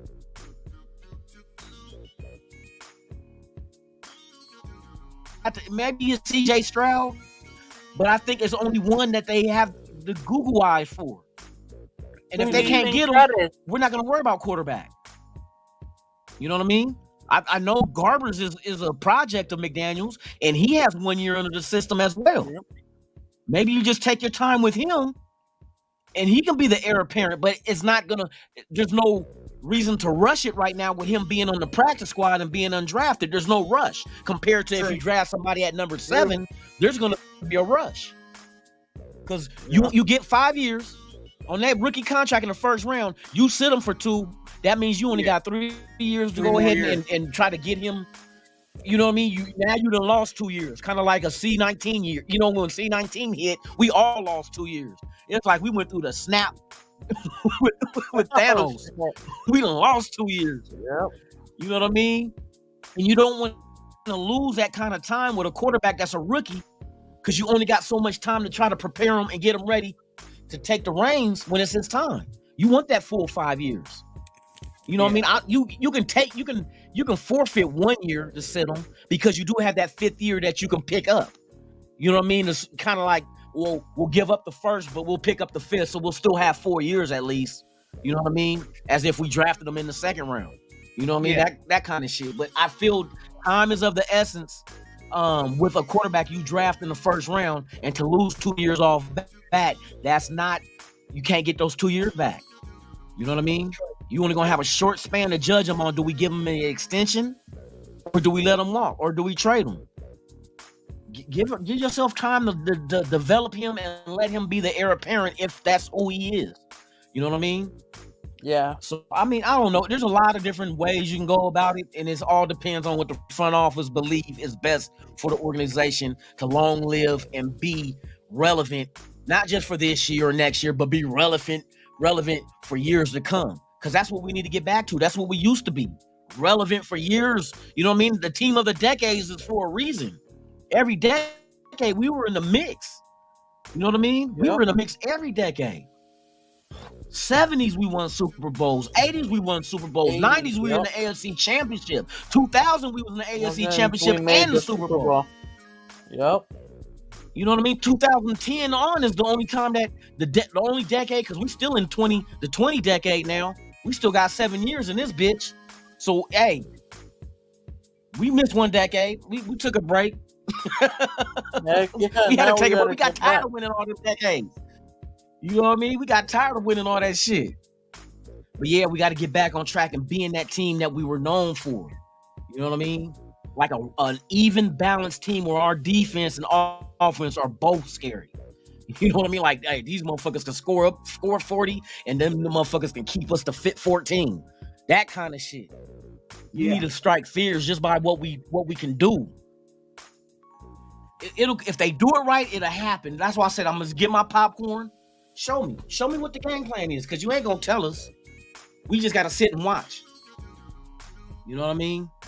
You get one of them explosive ass offenses like the best, like the Rams had when they was in St. Louis, the best show on turf. You get one of them kind of offenses, which if you think about it, we got weapons like that now. You remember they had Marshall Faulk and Ricky Prohl and hey, boy, we gonna see.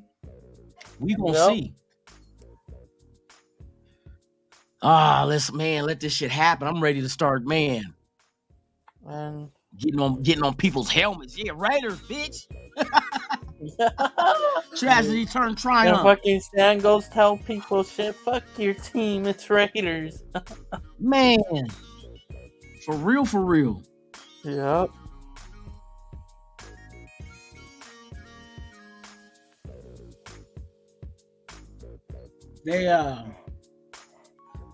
Ziegler did good with the picks we had last year. Yeah, I was gonna say that. Huh? Yep. I was gonna say it's interesting how you put all that together. Yeah, shit. What didn't really have he had last year. He did a damn good job. And short a period of time he did the draft too. Like he got the job he had depth. He had depth draft pieces. Yeah, he had draft picks that were depth. And he turned some of these they're motherfuckers already into working like, okay. till next year. And these undrafted he got? Come on, bro. Yeah, it's done. And the cool thing that I like I said, he just got Ziegler's already on to 2024 draft. That's how he has his scouts ready to go for the next. That's how they do that shit too. They be a year ahead. I'm about to go. Hold it down. I'll be right back. I gotta be right back. All right. Yeah, shout out to the chat, man. Yep, salute to the chat, to everybody. Hey, shout out to Manuel. Thank you, man. Yep. Thanks for the super, you know what I'm saying? I know Lou probably gonna read that, you know what I'm saying, and do what he gotta do. Yeah, now Twan, we gotta get them 12 groceries. Gotta get them 12 grocery bags. Gotta get them 12 grocery bags that we need to fill.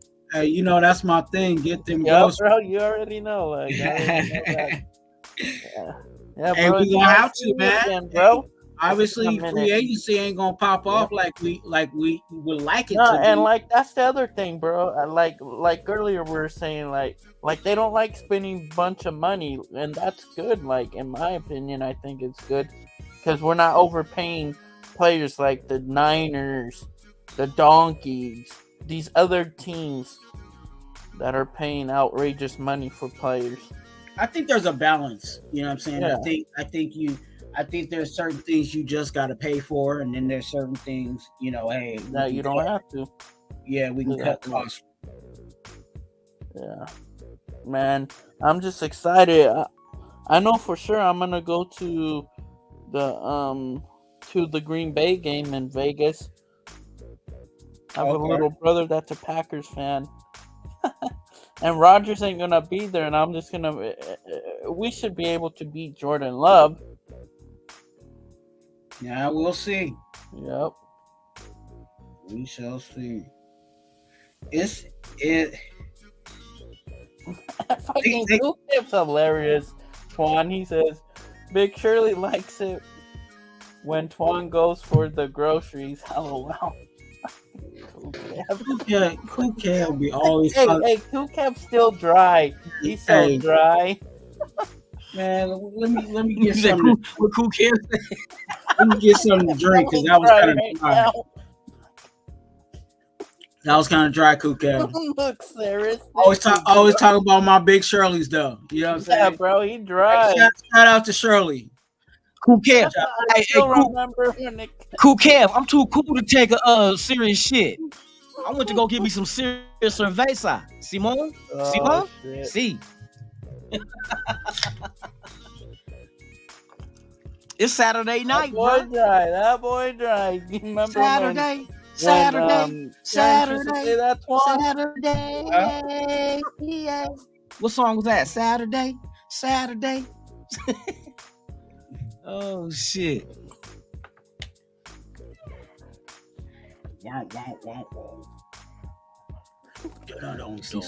Nah, Cool Kev. I don't make you had a super chat. Oh, did I?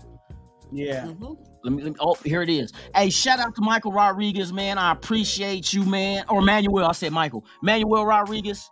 Salute to you, my brother. Thank you for supporting the channel, man. Just win, baby. Let's go. That's all we want to do. I mean, I know we have all different opinions and shit, but regardless of different opinions, we still trying to get to the same fucking Super Bowl. You know what I mean? We trying to get to that bowl and win that shit again. Because you know it's going to be lit. And I expect every one of y'all to come to Vegas when we win the Super Bowl because we're going to fuck the strip up. Let's go. We're going to have albino midget stripper. We're going to have albino stripper midgets. Lou will have a midget hanging from his chain. We're going to have Neanderthal jugglers. And mutated sword swallowers. Let's go. It's the sideshow.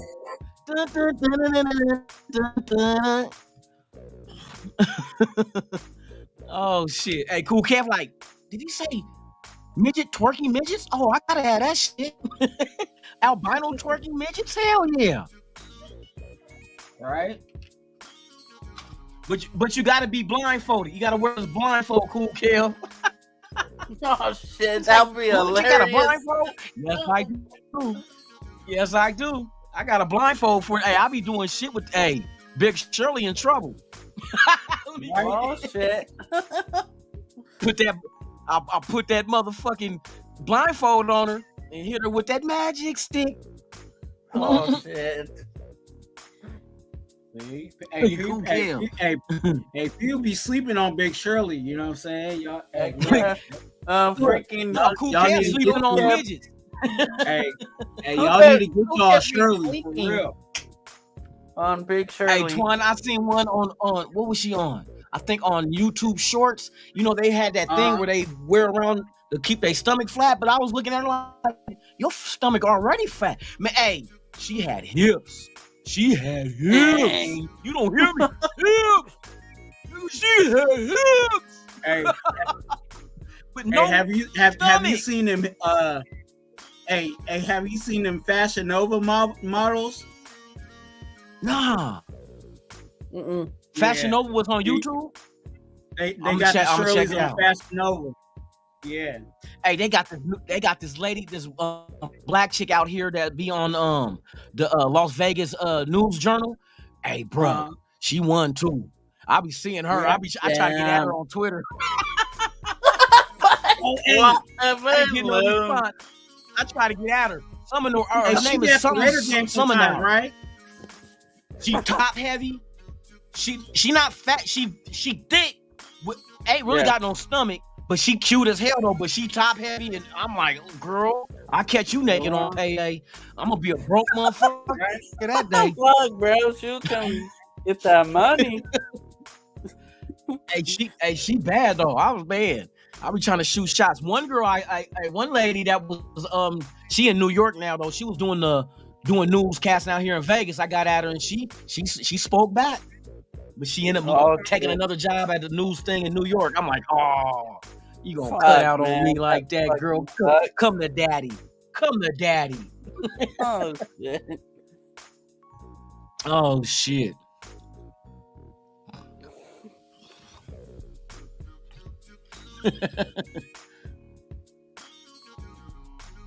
Hey, Isaac, hey, right on, bro.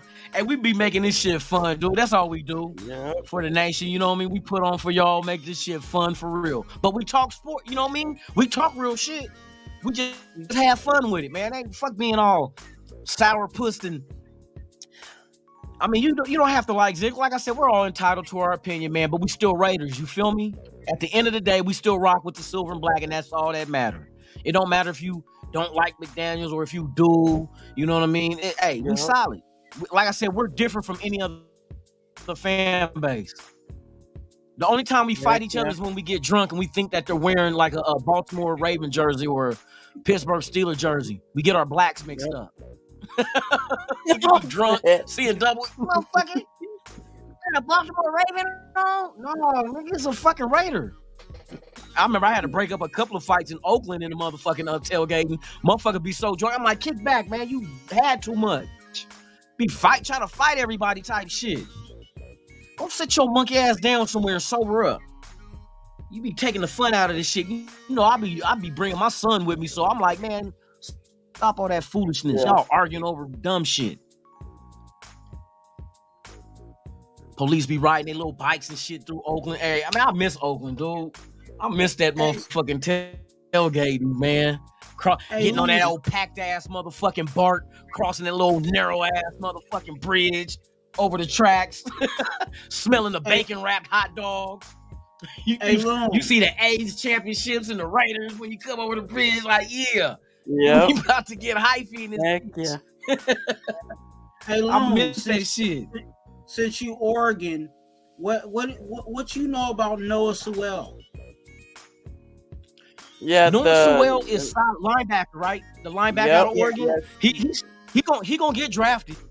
He's solid. But I don't think that he's gonna be in the first round, though. I think he may be in the second or third. I know that. He'll be later. Yeah. But he's solid though at linebacker, because to me, I don't think the depth at linebacker is really as deep as other defensive positions. Is that Penny Sewell's brother? Huh? The offensive lineman for the Lions, is that his little brother? Because he went to Penny Sewell, or the right tackle for the Lions. For who? For the Lions? I don't know. That may be his brother, I think. I think his brother played linebacker at Oregon. Because he came from Oregon, too. Yeah, Oregon. Hey, they got some players on Oregon, man. I thought Bo Nix was going to come out this year, but he went back. Bo Nix, boy. Yeah, he went back. I like Bo Nix. Bo Nix, he Bo Nix is a good quarterback. Yeah. Hey, Loon, you remember when freaking Jake Hayner used to play for the Huskies in Washington? Before he transferred? Jake Hayner. From Fresno State, the one that's in Fresno State. Quarterback? The quarterback? Yeah. The black dude, right? No, white dude. The quarterback that was of Washington this year. Penix. Penix is his name, and he stayed. But Jay Penix. Kaner left. Is he stayed? when- Okay, that's what I was wondering too. And when Jay Kaner left, that's when Penix went over to the Huskies. Because he transferred. Penix. Yep. Yeah. Where yeah. did Penix transfer from? Maybe from Auburn. He transferred. Somewhere back east. That's what I was thinking. Auburn. Yeah, Auburn. But he's I a think. good pocket passer. He's not the most mobilest quarterback, but in the pocket, he's solid. For Washington, yeah, he was solid for him in the pocket, for real. And damn, I'm gonna tell you some other good corners from Oregon State. Oregon State has some good corners too. Yeah, and the receiver is a Dunze. Penix's right receiver, a Dunze, tall, 6'4". 6'4". But yeah, they got they're both some shit out staying there. I'm back. doing another mock draft in a minute. And their edge rusher. I got Sewell in the third round in the mock draft. Yeah, How? obviously not in the third. But then you get drafts that C.J. Stroud always fell to me at 7 too. And when I was doing these mocks, Yeah. I just be fucking around. You know, that shit ain't really. Aren't really. Yeah. Not the. You don't even know what the mock got shit valued at. You know what I mean? What is the player's value? True value, draft capital wise. And I don't think they really know. It all depends on the team and what they need at that slot when it's time to pick. Huh? Oh no, Ozzy was saying, wasn't it Jets Penny Sue? Nah. Nah, the Lions too. Brian Rodriguez is saying it too. What? The offensive tackle that we're talking about, the linebacker. I think they're related. Oh, I'm not mistaken. Okay. Who got pro days coming up? Didn't Georgia already had theirs, right? Their pro day? Yeah, Georgia already had theirs. I think Ohio State has theirs at the end of the month. Okay, so we'll get to see C.J. Stroud. What is he gonna do, the 40 and all that? I think so. Because he only threw at the combine.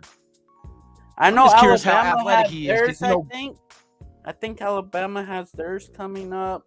Did they? I know Georgia did. Yeah, I think Clemson did. Fresno State has theirs too. Hey, one of my good one of my receivers, he had like the fifth fastest 40 is Jalen Moreno Copper from Fresno State.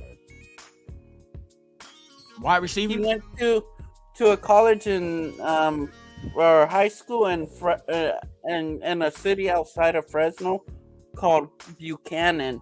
That's a good school, and that's where Matt Giordano used to play, and then became head coach there. Yeah, the one that we got from the Colts, the safety. What's dude named? What is his name? Jalen Moreno Copper. Oh, Copper. Fresno State. Jalen Moreno. Yeah, for Fresno State, he's a good receiver.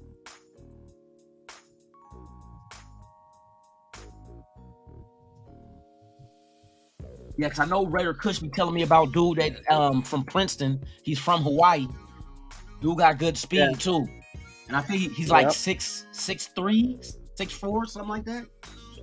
See, I thought Ohio on the 22nd.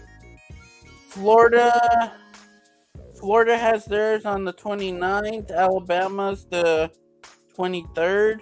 Ohio State's the 22nd. So coming up soon. Okay. Oh, it's coming up. Okay, here we go. Yeah, like I said, it goes beyond the combine because some people choose to work out later at their own pro day rather than at the combine. I know Stroud was the only. I know he was like, well, with Jalen Carter too, though. But you know, he got into that little issue. But he did do interviews at the combine. But when he did his workout at Georgia, I think he didn't do that well. They were saying, from what I was reading, I didn't see it. But shit, he is what he is. Oh shit, Fresno State. Like I said, I knew that shit wasn't that serious. Fresno State has another Carr playing there. David Carr's David Carr's son's a tight end at Fresno State. At Fresno State, yeah, I remember reading that shit. Yeah, good thing He's not a quarterback. Yeah, we're done with them cars. No, because it's hard to, you know what I mean? When you're going to be the third generation in the fucking trying to walk in the shoes of them, you're going to get all the bad fucking comparisons and then all the good comparisons. That's too much. He playing Especially a position under them plays, so they got to. Especially a son of, like, if you're a son of a player, it's tough. If you're a brother of a player, it's just like, oh yeah, you know, competition. But like when you're a son, they expect for you. Oh yeah, look up the defensive tackle. Michael Jordan's you remember? You remember when Derek Carr came out and the Texans passed on him twice because they felt like they didn't want him to be another David Carr with all them sacks and shit he was getting. But that's their fucking fault for that. That is. But that's why they said they kept passing on Carr. They said they didn't want to revisit David Carr again. All eyes on G. I went to school with Eric Kendricks for 1 year. I was a freshman when Kendricks was a senior. Eric Kendricks. He went to Hoover High School in Fresno. Okay. Yeah. Good old for everybody. Y'all motherfuckers from Fresno. No. Shit, I had a partner that I years ago. I ain't talked to him in years. I don't even know if he's still alive. From Hanford. Yeah. Hanford ain't that far from y'all either, huh? No, heck no. Clovis is like to like Las Vegas. Is like Henderson. That's how Clovis is, and like even Hanford too. That's how close. It's like not that far. I used to put my hands I got on an old partner. I went to Job Corps with, man. I wonder if he's still alive, man. Yeah, 40 minutes away from Fresno. Yeah, I used to put some hands on some things in Hanford. Heck yeah. Oh yeah. Oh, Hanford. Oh, man. Let me see what you're doing. Oh shit. Oh shit. Hanford, boy, you said he was rolling through there, boy. You got a bunch of illegitimate kids running through that shit. Hey, don't even put that out there. You know what I'm saying? Don't even put that out there. I haven't got no Fun running around. Was there a bunch of big Shirleys? Hey, Big Shirley everywhere. All this kid want to do is eat brown crackers. All you got to do is mess with a girl that live by the Rib Shack. That's it. Yeah. If she live by the Rib Shack, it's home. It's home. Man. But yeah, he said he got them all played. Hey, he played in high school. Cute kids, stupid. Oh, shit. Yeah. For real.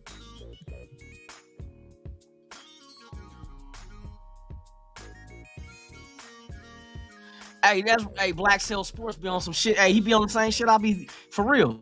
They gotta go out. They gotta do this shit right, bro. We can't expect an overnight miracle. It's not gonna happen. I mean, as nice as it would have been, you know what I mean, to be a miracle team that, you know, changed coaches and in front office and went to the Super Bowl. I don't think that ever has happened.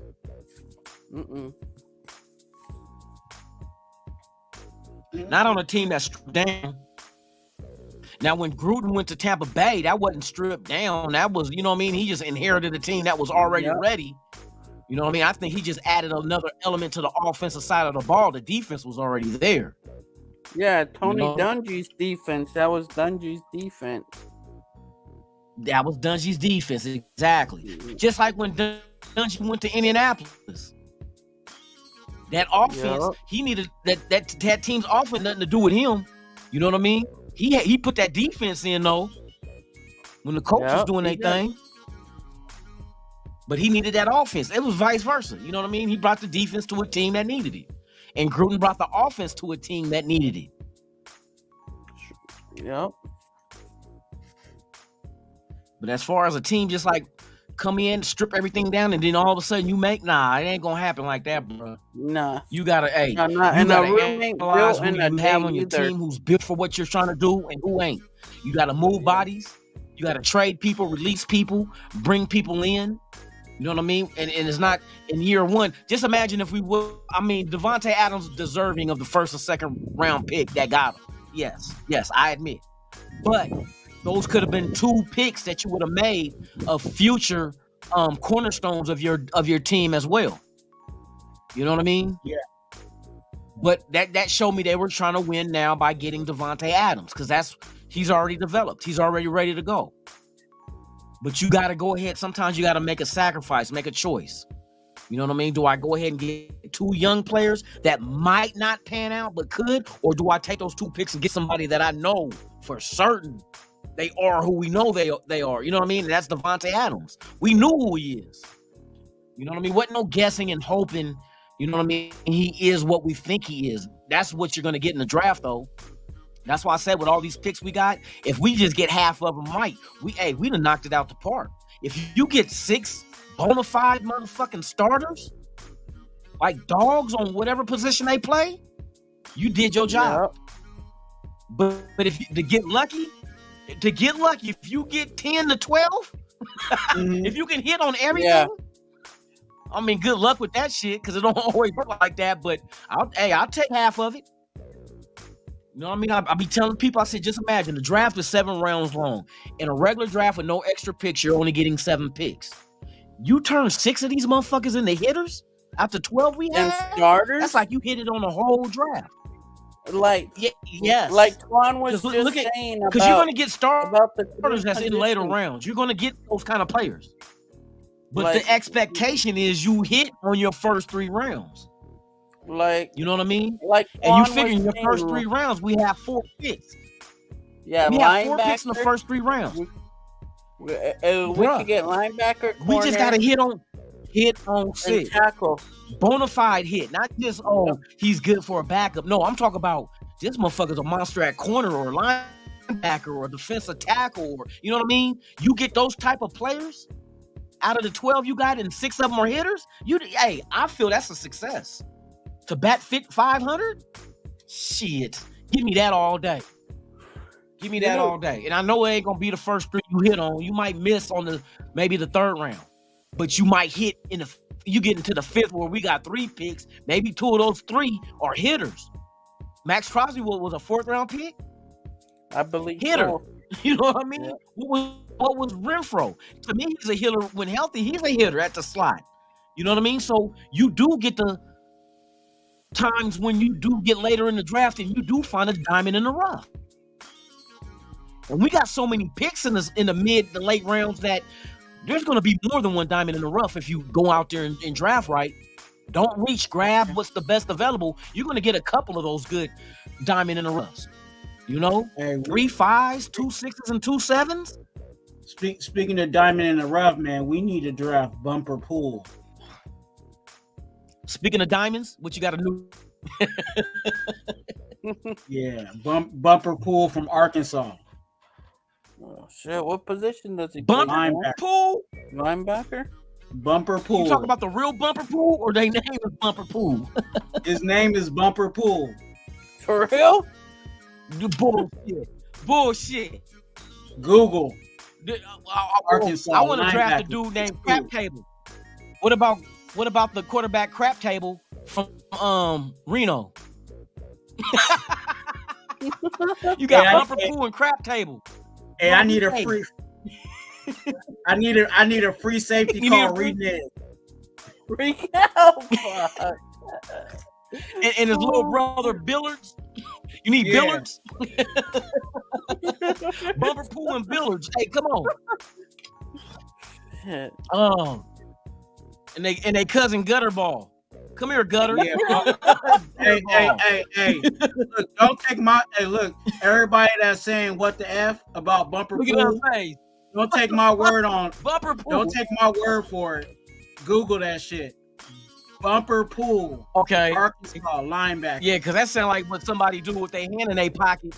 That's what it sounds like what somebody do with their hand in their pocket when they see a bad one. Pocket pool. They start playing Bumper Pool. No, the Bumper Pool, boy, because you bumping up against everything in your drawers. You going to the club saying, look, ain't nobody around you and her. And you saying, excuse me, rubbing up against her. Like it's a tight fit and ain't nobody else around. You fucking motherfuckers be predators, boy. Did you just rub up against that girl? No, I couldn't get through. I had to put drinks up. Like nobody was behind you. Oh, they were. Oh, my bad. And I used to go to the club, you know what I'm saying, and with a bunch of females. It'd be like 5 females, 2 guys, you know what I'm saying, just all going out, just whatever, just having fun, doing our thing, right? And you know, the guys, we would be trying to get at girls, but we would also have to play security.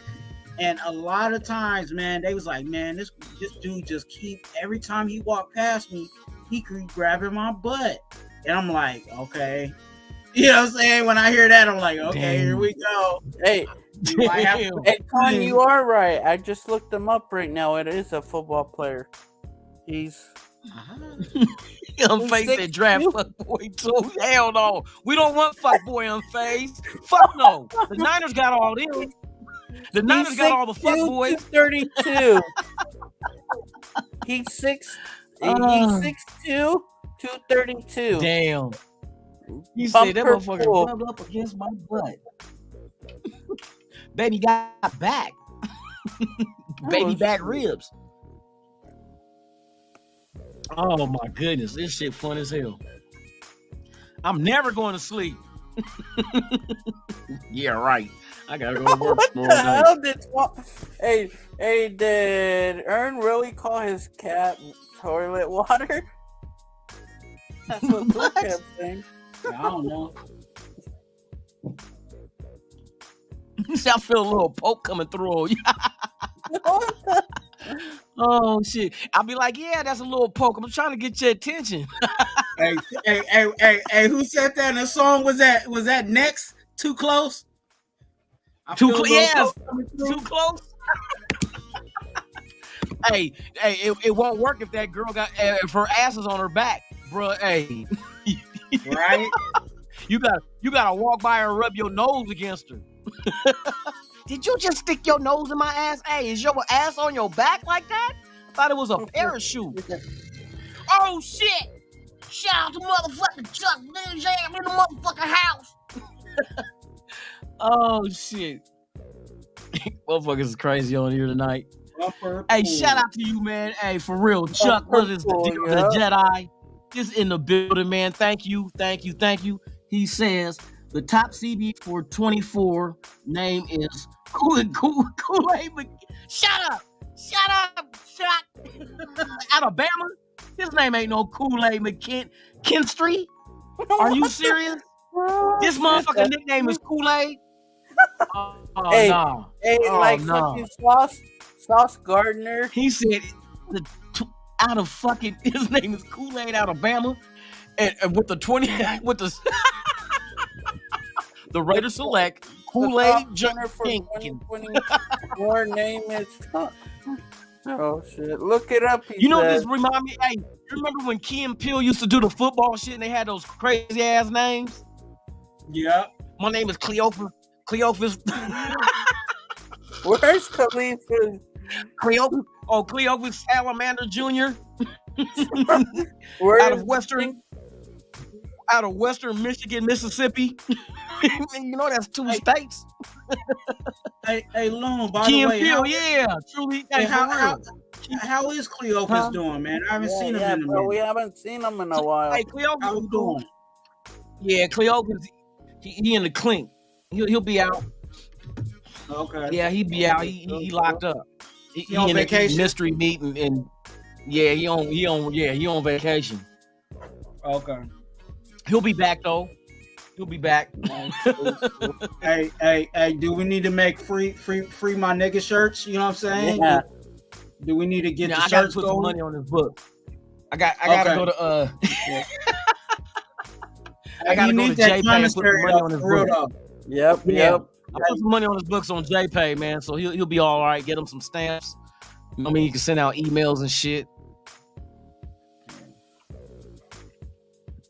Yeah, that one person that look at fucking just saying it is a real person's name. That's a kid's middle name for real. That's his middle name. Jack Marius, Jack the Rat. That's Jack his Marius. middle name. My name is Heterosexual Johnson. Heterosexual Johnson. I only fuck women. Jack Berry? Oh shit. He said Twan tells Big Shirley his nickname is Easy Lube. Fucking cool, Kim. He said Easy Lube. Yeah, my name is Easy. We want Easy Lube. You don't need lube if you know how to get it moist. You know what I'm saying?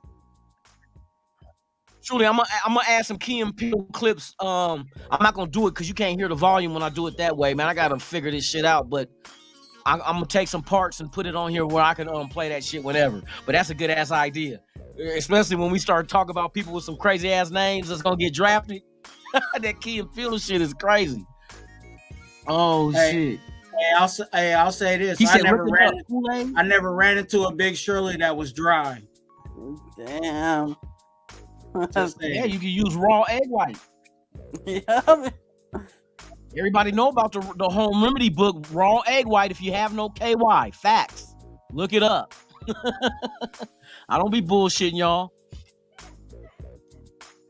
If you run out of KY, pull out that raw egg white, not the yolk, y'all. That's where the salmonella could be, is in the yolk. Y'all want the slimy, clear egg white. Why the fuck, man, you fuck around have a kid and then she give birth to that motherfucker got feathers? You use a raw egg white and your baby come out with a head full of feathers.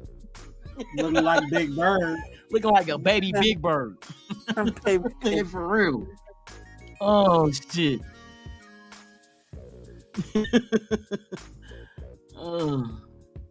He said Puss in Boots' car. Hey, Puss in Boots was hard, though. Puss in Boots. That shit's hilarious. Y'all motherfuckers, boy, I tell you. Y'all nuts. Y'all nuts. Damn, Jimmy. Jimmy Hat Johnson's in the building. Okay, let's see.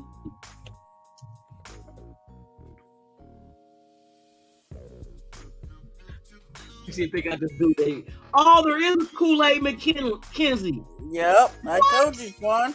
He is not lying. Juan. Wow, you right. There is a Kool-Aid. I'm looking at this shit right now. He wore number 1. This nigga named Kool. Man, you better not let nobody call you no fucking Kool-Aid. Kool-Aid! Now, next thing you know is gonna be Top Ramen Williams. Top Ramen Williams is next. He gonna be drafted.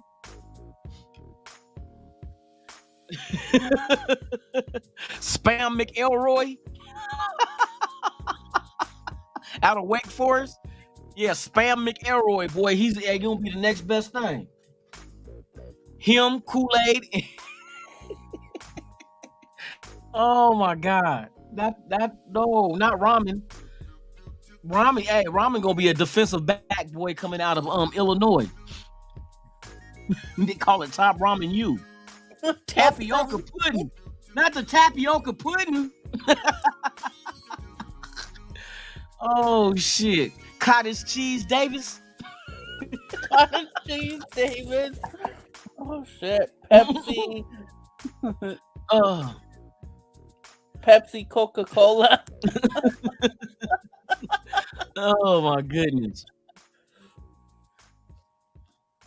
Oh, Crepes Davis? Yeah, that's Uncle Ben Davis. Uncle Ben Davis. The rice and the motherfucking shirts and khakis. Yeah. Uncle Ben Davis. You make rice pans. You got khakis made out of rice paper. Uncle Ben Davis. Oh shit. Dakotas? Fuck no. Dakotas Crawford? Wow. Who? Dakotas. Look what Julie said. He said there was a Dakotas Crawford. Facts. I'm about to look that shit up. Not Dakotas. Yeah, there is. Hey, some of these parents, There was. some of these parents need to get their ass whooped. Hey, Dakotas, that sound like a Key and Peele name for real. Fuck, that's crazy. That is fucking crazy. I knew a Samoan kid named Stone Cold. Oh yeah, For real? I tell you. Hey, and this, I know a girl. My cousins told me that her mom was a Star Wars fan, and I swear to God, their last name was McFadden, but she named her daughter Obi-Wan Kenobi McFadden. Obi-Wan Kenobi, she named her daughter. That's a fucking. Don't do that. Don't. Yeah, no. Obi-Wan Kenobi McFadden. Boy, that's crazy.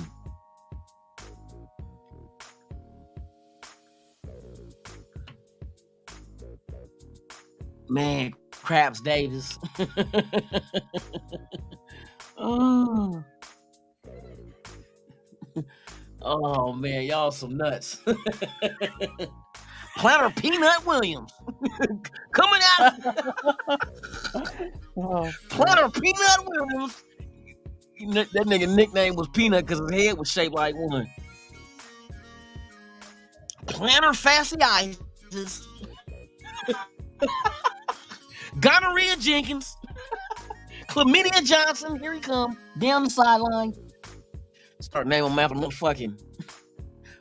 Hey, y'all stop naming your kids some made up ass shit that's like not even made up. You make it up, but words that exist. But you know, man, you don't name your kid Campo Fanique. You know what I mean? You don't name them that shit. Tetracycline. Come here, Tetracycline. No. You don't do that. Oh my God, y'all is crazy. What?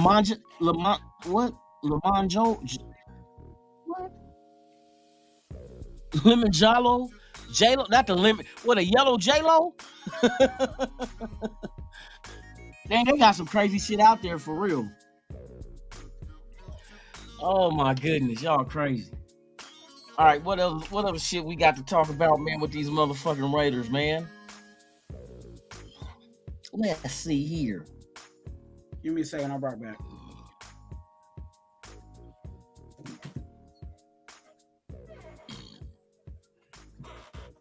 Loon, do you think we're gonna get another signing by next week, the beginning of next week? Yeah, it ain't gonna be nothing dramatic. I heard they were in talks with some of the names out there, but I think like I don't know if Benji or what's what his the money name is. from freaking Tampa, the corner Buffalo? from Tampa, Bundy Who? something. I was talking Murphy more or of some shit. you know, everybody talking about fucking Bobby Wagner and damn, what's his name? There's some couple of other ones I heard that they were talking Calais to Campbell. but the money has to make sense. Yeah, the money has to make sense. They're not going to overspend. They refuse to do that. But I think that what you want to do is go ahead and get your depth, rotational players, remainder of the free agency, and then just rely on the draft to get your starters, your stars of tomorrow. You know what I mean? Yeah, like Twan That's what was you do. saying. So I would be cool it if looks we like got that's what they are doing. tackle, linebacker, and corner, and a safety. I'll be good with that.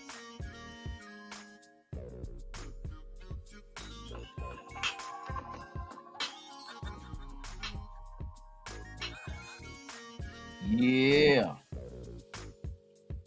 Oh, this motherfucker There's is some just good crazy. defensive my players God, in it's this year's stupid. draft.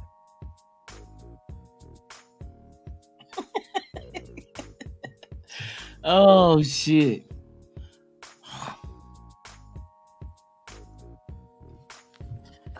Let me see the names that they were talking about that they say we were interested in and discussing, not really discussing contract, but discussing how much it would Did would you they see play for that type shit. supposedly that we're gonna bring in Blake Gabbert tomorrow?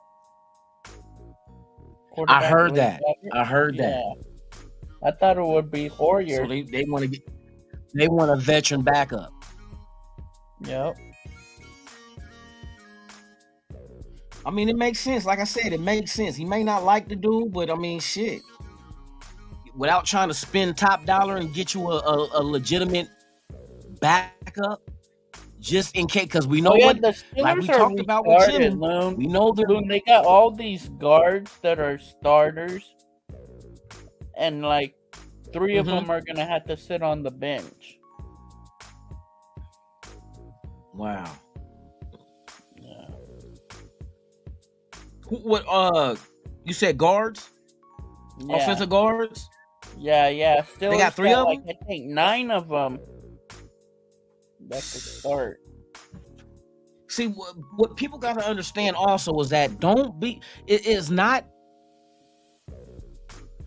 gonna be a situation. Well, you still could get motherfuckers getting moved during the draft as well. Yeah, you know what I mean. People can get traded still during the draft when you package up a player with a draft pick. Yeah. So like, it's a wait and see. My opinion. I want to see who's available. I really want to see what Muti could do because I don't think he's even played a snap on our O-line. I want to see what he could do in preseason because supposedly he's the strongest. I think our O-line is set. Players. Huh? I think our O-line is set. Yeah, with Muti I don't playing think they want to right, keep messing with that offensive line and having to and then develop chemistry all over back. again. You know what I mean? So, yep. I heard they're working on an extension with the fucking center. I heard they're working on one with him now. They want to get one done. Yes. Yeah. That's what I heard. Is it facts? I don't know. I heard what they're saying. They want to get one done. And I heard Jimmy G already seen him talk to the center, Andre James. That's cool. He's gonna be taking snaps from him, so that makes sense. Yep. Develop that friendship, that rapport right now. You know what I mean? Shit, when you guys start getting ready to start doing workouts, and y'all meet me at the park out here. Let's get it in. If I hear Jimmy G doing that shit, I'm knowing he's here for real. He's not trying to, you know what I mean, just find a spot for a couple of years and then going about his business. He really trying to come win. You know what I mean? Which every quarterback should do is take their team out there. The one thing he wants to bring a Super Bowl to the Raiders. But if he can do it, hey, more power to him. But show me, it's all I'm all right for it. Every player says they want to bring a Super Bowl to their team. Yeah, and the crazy thing is, his father is a Chicago Bears fan, but is a Raider fan too. That's his dad's second favorite team. Yeah, they got a lot of Raider fans that's like New Orleans Saint fans now too. Yep. Go. I see the motherfucker on Twitter say my new second team is the Saints now. You know, a car fan type dude. I'm like, I'm not having two fucking teams. You can like players. You don't gotta like the fucking team. Man. That's like, man, what happened if the Raiders and the Saints make the playoffs? I mean, make the Super Bowl. Who do you root for? Your team or Carr? The Raiders, fuck. It makes it harder. Let's see where your loyalty lies. I'll go for the silver and black. Raiders. I'm not gonna lie. I am going to watch. I'm gonna watch a little more of the Saints just to see what he does. Not saying that I'm a fan of the Saints. No doubt. But you're not going out and buying the Saints jersey, are you? No. You're not buying a number 4. I wouldn't. For a Saints jersey. No. Yeah. No. I take that when somebody say they got 2 teams they like, they're gonna buy jerseys of both of them. That's what I take it as. Yep. You know what I mean? That's exactly what I take it as. You'll buy a jersey of both teams because you didn't say you was a Carr fan. You said your new team is going to be the second team is going to be the Saints. Whatever you do is your do, but I don't. You can't split your loyalty in half. You want to give one thing at one time 100%. I'll never split my loyalty. Man, I'm not doing that shit. And look at, I think that's how it's gonna work out. How Ozzy has it on there. Hey, Face said rugby players will. What you say? Rugby players will kill anybody in football. How come they never pan out then when they try out in football? Remember when the Niners had that running back that played rugby? Didn't Oh work. yeah, fullback, wasn't it a fullback or something? It don't work.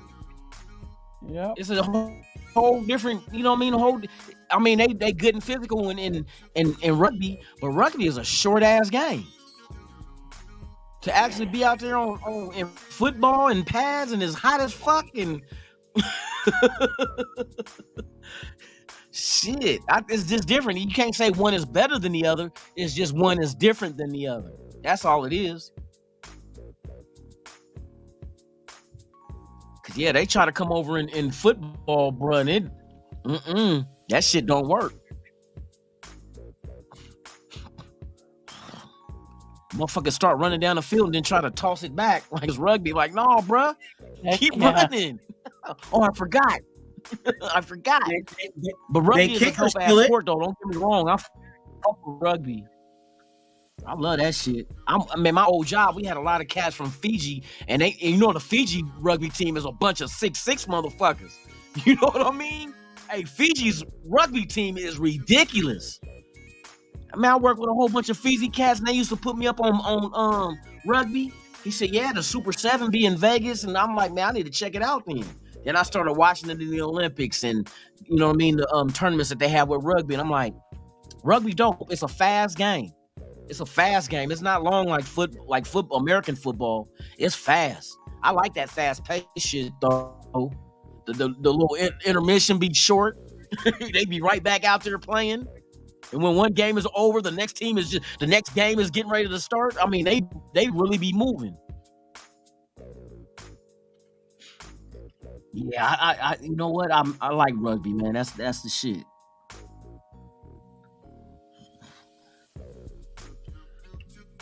Let me see. I fuck with rugby, boy. I remember the American team was getting these ex fucking track stars, the brothers that was playing for the rugby team of America, because them motherfuckers was fast. But hey, them big ass motherfucking Fiji dudes, man.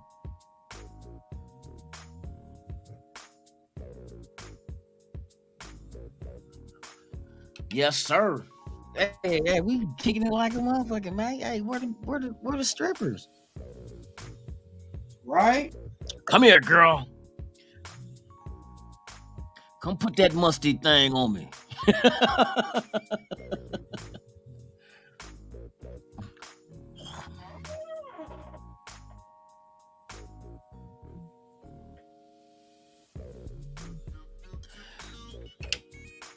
Face said he drafting rugby dudes.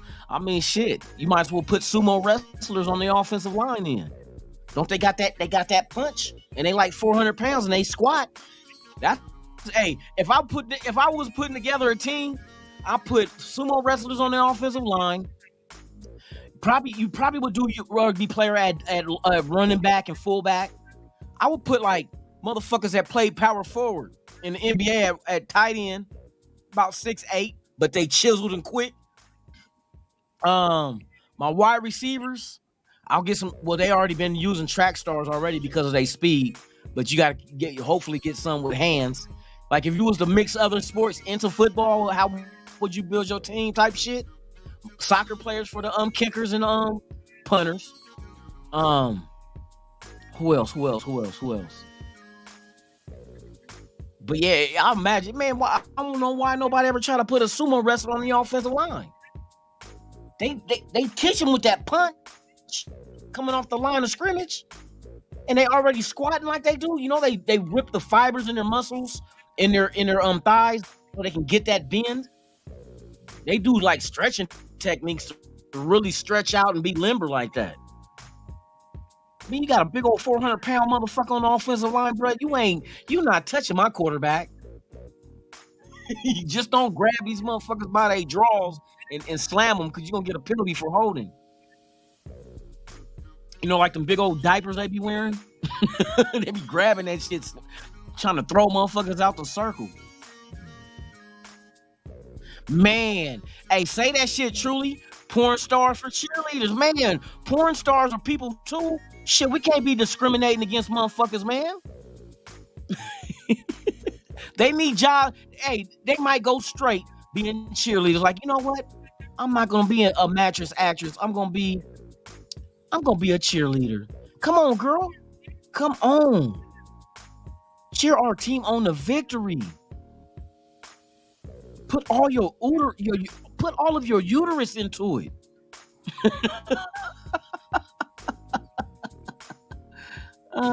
He said pickpockets for corners. Nah, for corners, I'm gonna tell you. I remember hearing a story that Jerry Rice got good with catching because he used to work with his grandfather laying bricks, and his grandfather like throw bricks, and so he started catching bricks. Get me a bricklayer. Kind of when they be tossing bricks and they catch them and then be laying it. Hey, give me them kind of motherfuckers, man. That they got a good grip, a good strong ass grip, like a damn. He said, mattress actress, boy. That's them porn stars, man. Don't they people too, man? We can't discriminate. For real. Put them in the silver and black, you know what I mean? Put some makeup on. Some of them might need a little more makeup because not a lot of them porn stars, some of them kind of whooped in the face, bruh. Like they've been in the Serengeti with no motherfucking face mask off or on, just catching all the wind and dirt and shit, just fucking their face up. I remember the dude that was doing interviews for people to do adult films. He used to go hard in on. He said, "What made you want to do adult films?" She's like, "Well, this and that and that and this." He said, "Well, I'm not gonna lie to you. I'm gonna tell you, you look kind of whooped." He was brutally honest because they were whooped. He said, you're kind of whooped. So, I mean, what do you expect to get out of this? He told the bride, you kind of homely looking. I was like, this motherfucker is stupid. He dissing them, but they don't say shit because they like trying to really get a job doing the shit. Girl, say that shit for your husband. Trust me. Or save it for Jimmy. Jimmy will give you a chance.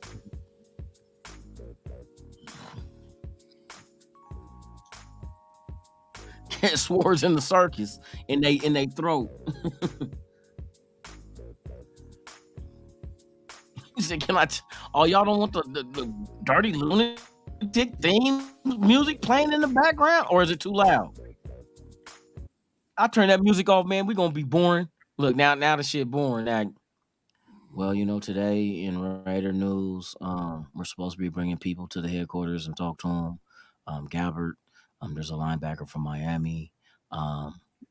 We were talking about we want sumo wrestlers as offensive linemen. Maybe a couple of porn stars to be cheerleaders.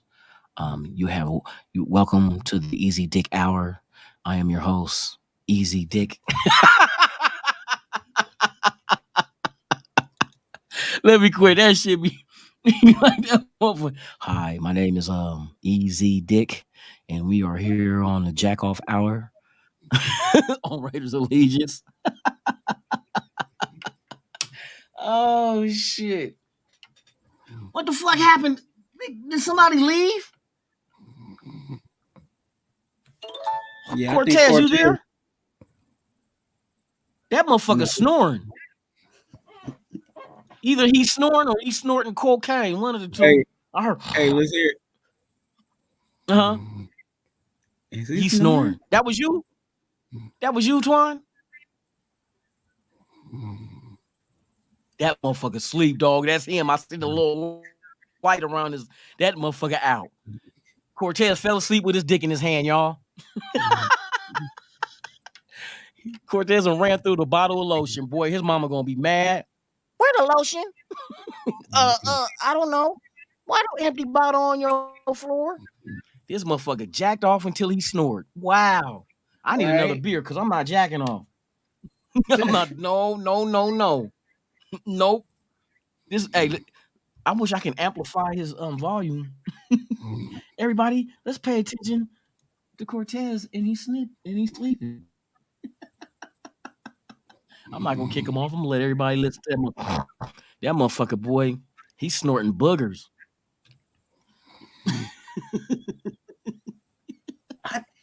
You know, This you know, is out. you know, I don't get though. How do you fall asleep on a live? He busted a nut. I told you, we I'm just started talking saying. about porno stars. That motherfucker whipped them out and be like, How did you yeah, fall asleep? yeah. Like, This you be like, oh motherfucker, yeah, this you know what I'm motherfucker saying? whacked off I and like then PG. Blah, blah, blah, blah, all kissed his hand. You know what I'm saying? Like, who? He started tongue kissing his hand. Ugh. Ugh. He said, why my hands salty? Ugh. Motherfucker drew a face and shit on his hand, y'all. You know how they do the little puppy and they draw with the lipstick? He got the jacket and he said, I love you. You eating your own shit.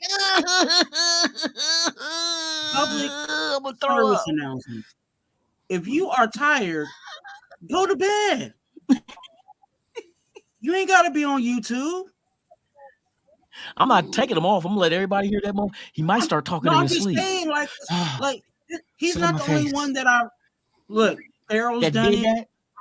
that? Oh yeah. And I'm like, dude, nobody told you. Nobody's paying you to be on this live. So Here's the good you know what friend. I'm saying? Tonight is You very volunteered special. to get on this live, and now you sleep. I'm up, man. Fuck that. What time is it? It's I- only I'm 1:22. sorry. I'm getting another beer. No, it's good. We up, What? Twine. That's Hey, all that. We up. Shit. one in the Niggas with chat if glasses I'm up. one in the chat if I'm telling the truth, or two if I'm wrong. Please, one if I'm telling the truth, and two's if I'm wrong in the chat. Oh shit.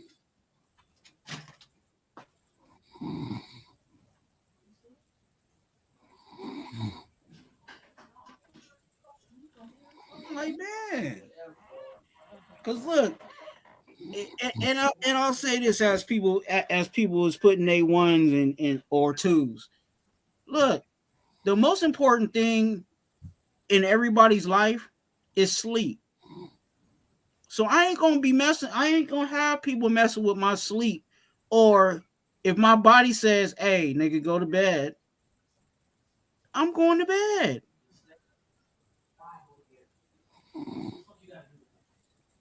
Of course, Manuel said I'm wrong. She ain't coming to get you till after 4:30 anyway. So what do you do?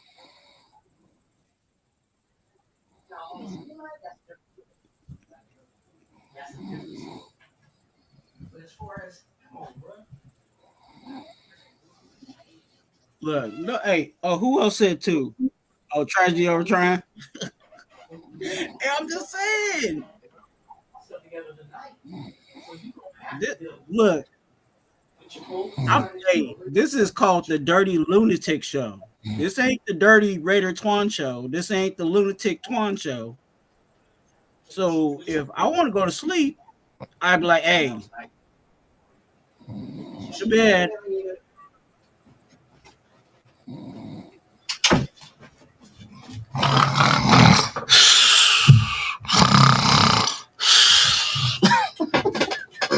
Was that you? Nah, that was him.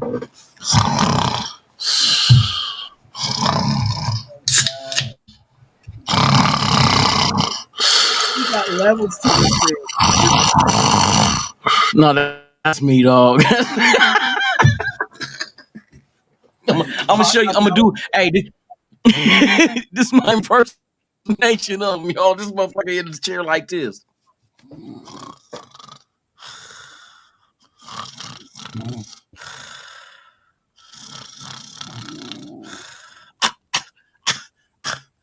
He got sleep apnea.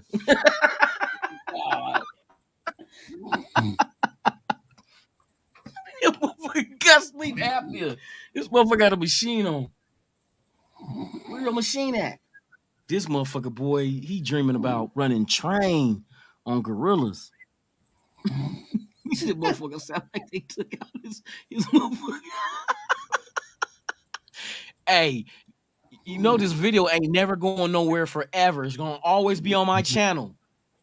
You guys look at the timestamp and see where you can go ahead and get a snippet of the shit. It's shared in NWA chat.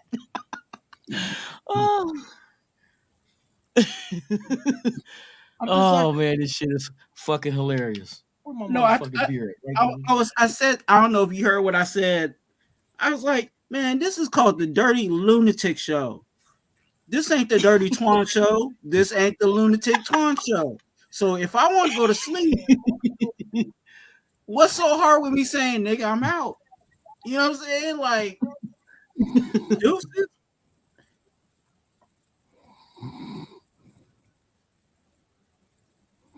Somebody you said please I'm edit. getting good at hiding what from moving? Oh, Ozzy said I was wrong for saying that. That he What should. you say? Remember I said, am I wrong for saying, you know, he need to go to bed before going to sleep on. I'm not tripping. He's entertainment. I wonder. Hey, I wonder what he. Hey, let's put dreams into his head. Cortez, you're butt ass naked at a gay parade. Oh, you have a Raiders jersey on, and that's it. I didn't sign up for this. Who was the Raider that came out the closet? Who's the Raider that came out the closet? Girl, that's it. Carl Nassib is sitting next to you on your lap. As you look deep into his eyes, he tells you, "Go Raiders," as he rubs up against your scrotum with his index and thumb. He gonna have gay nightmares. No.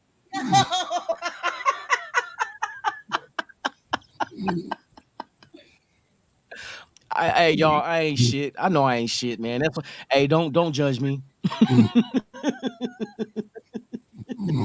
Oh my god, this motherfucker boy, he gonna cough a lung up. And maybe because you sound like an angry gorilla. Hey, maybe because I used to hang out with the fellas too. You know what I'm saying? We used to have, the first dude sleep. You know what I'm saying? First dude sleep was getting a penis on his on his face with a Sharpie. Like on his face, it was a given. He might have a penis on his face too, just not drawn. Let me quit. That's horrible. I ain't shit, y'all. I admit, I ain't shit. I ain't shit. I ain't gonna never be shit. Hey, at every party, you know what I'm saying? Every house party, the first dude that get caught sleep, he getting the shark. Everybody knew. As soon as the dude will fall asleep, we will be all looking at each other. Somebody's going to go get the shark. I remember being in the club and my partner's day friend fell asleep, man. I was taking napkins and ripping little pieces and putting it in his hair. Yeah. Just loading his hair up with little pieces of napkin. This motherfucker woke up like, man, you play too much. Nigga, you should have fell asleep in the club, nigga. Shit.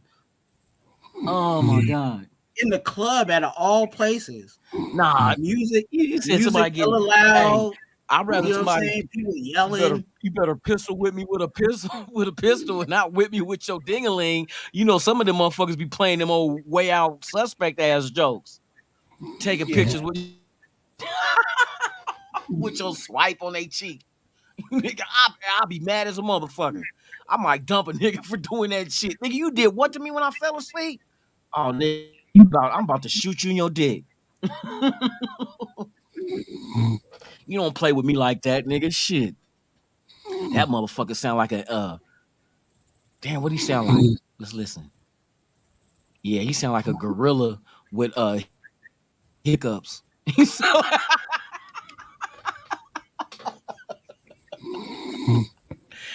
like he got gorilla hiccups. Look. That nigga got sleep apnea. But like, somebody, This is the I, best life ever. I'm ignorant to this. If you got sleep apnea, Huh. don't you know that you're about to go to sleep, or it's just you just? It happens in your sleep. Like you might stop breathing in your sleep, but you gotta have that But I'm machine to just make sure saying, you before you keep breathing. even before you start like sleeping, don't you know when you're getting sleepy?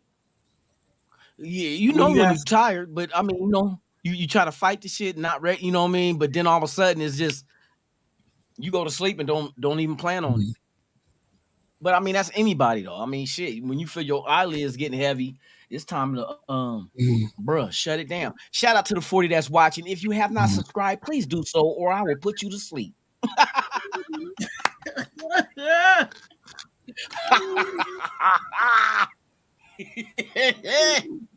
Damn. got him. They be like, oh man, the Dirty-Lunatik show was so fucking boring last night. Niggas was falling asleep on live. No, don't you spread that lie. Don't you say that. Don't you say that shit. We ain't boring. We ain't boring. Don't you say that shit. He just got the itis. He must have ate something while he was online. Man, I ate a whole Oh plate. shit. I ate Man, a whole Lunatic hella boring, man. Niggas was falling asleep. No, don't you do that. Don't you do that. You gonna make me lose motherfucking subscribers. My dad came in here with What? some baked chicken, some rice, and some salad. I was good.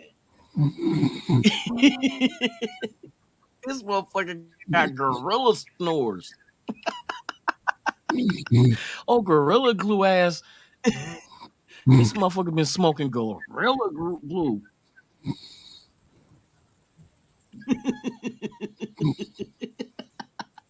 I didn't say that shit unfazed. Don't you be putting words in my mouth. I didn't say he was hiccuping dick. You don't start that rumor. Don't you do that shit. I said he sounded like a gorilla with hiccups. You know how you try to hold a hiccup, like hold it in? You sound like he holding a dick. I mean a hiccup. See, now you got me saying that shit. There you He go. holding a dick. See? He holding a hiccup in. Fucking FaZe. FaZe, I'm gonna block your ass, man. Fuck that shit. You gonna get me in here looking bad? him You out ain't for supposed to that do that one. to guests. You sound like Ivan, the gorilla do, huh? Oh, Donkey Kong. Oh, jumping barrel ass motherfucking nigga snorting when he jumping barrels, chasing after Super Mario, trying to snatch up the princess. Oh. He said he's surviving strangling his dream. This motherfucker probably, I don't know what he dreaming on. He might dream about he eating something, eating ass. That's just asinine.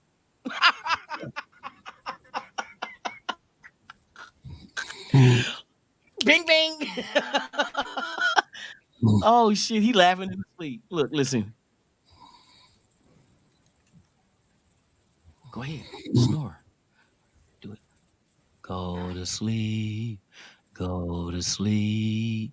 Go to sleep, little baby. Go to sleep. Go to sleep. Go to sleep, little gorilla, baby gorilla. What was the other little shit they used to sing? Man, they used to sing some horrible ass nursery rhyme ass shit. What was about Hey, the baby in the cradle in the tree? Huh? some of those little nursery rhymes was really fucked up. That's what I'm saying. What was the one about the baby in the cradle in the tree, or sitting in the treetop? Rockabye baby Some on the shit. treetop. When the Rocking wind my blows, baby the in the cradle will treetop. rock. When the wind blows, the cradle will rock. When the Some bow about breaks. down will come baby cradle and all. This motherfucker Yeah. falling to his death. Come on, bro. That's what you singing to sing. Put me to sleep. Rocking my baby in the treetop. When the wind blows, the cradles will rock. something, Ring, something, something, and something, something, ring around the something. rosy is the Down same will thing. come baby, cradle and all. That was it, like down will come baby, cradle and all. That's fucked up. Hey, you know, You talking ring about a around the baby rosy is the in same a thing. tree, huh? Ring around the rosy is Oh, messed up crazy too. shit.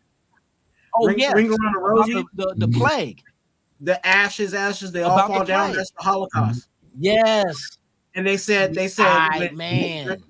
during that time that it literally looked like it was raining, but it was like people's But it was body ash ash. falling to Wow. the ground because they were smoking them. The same thing with London bridges. London bridges falling Yeah, down, falling down. London bridges falling down. My fair lady. I mean, what the fuck was wrong with y'all? yeah. What the fuck mankind was? And this is usually shit that came over from like Europe, though. It wasn't our creation. I forgot what Europeans came up with that shit. there's a significance too with the ring around the rosy, the pocket full of posies. Yeah, I forgot what that really was, that's but I remember you know the what? ashes part. I'm looking that shit up now. See, What now is you're the getting true meaning of ring around the rosies? Okay, let's see.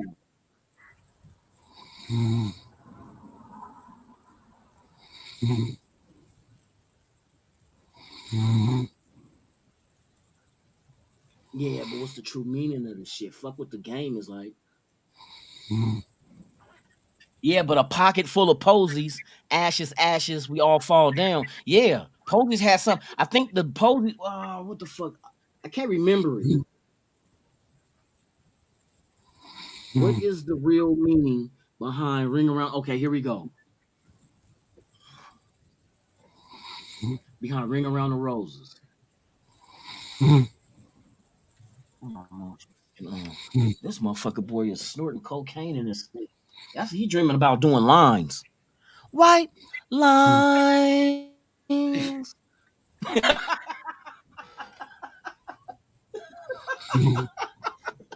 White lines going through my mind. Yeah, you high as a motherfucker.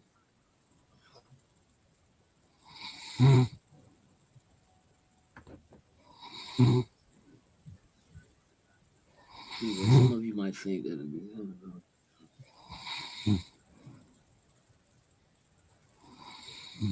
the first mention of ring around the roses, and the plague comes in the middle of the 20th century, 700 years after the bubonic plague.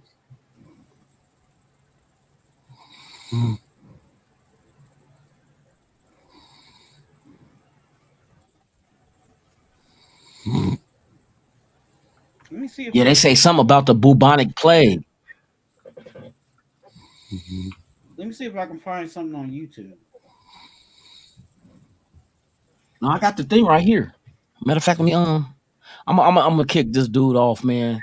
That's enough clowning on Sir Snorlot.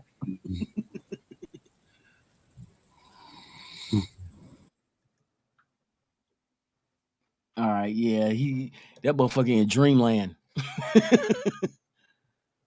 Yeah, they got some crazy shit out there. Now, you know what I mean? With this shit. Hold on, let me see if I can get this pulled up.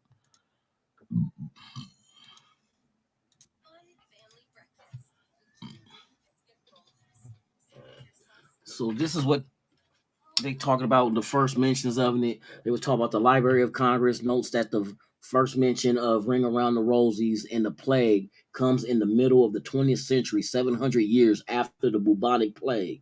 The origins of the song seems to be in Germany in the late 18th century, with other versions also found in Switzerland and Italy. Ring Around the Rosie doesn't arrive on British shores until 1880s, as far as historians can tell. And England's last brush with the bubonic plague was in the Middle Ages in 1665, more than 200 years prior. What about those ashes, though? They seem pretty deadly Other versions of the song have different sounds in that in that third line. Like, oh, so there's lines to it that I don't even know about. Like a Tisha of Husher or Husher, Tisha or Yeah, Husher. Neither of which has anything to do with cremating bodies. Okay. Plus, there's the fact that cremating the dead was obviously forbidden in the 14th century England. Even Check your those who died of bubonic plague was buried in accordance with church law. So it turns out this is just the plague theory. And according to folklorists, there are a few theories on what this nursery rhyme is about. Another one is love. So there's different, from what they're saying, is different ideologies behind the shit. Ring around the yeah. rosies in love. What? Check your IG. Okay.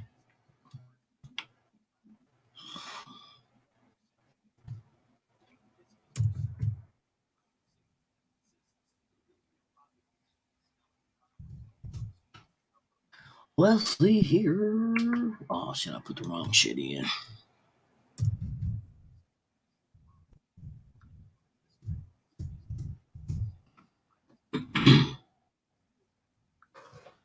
Damn. This motherfucker was snoring lungs and shit. Let's see here. We go to messages. Message.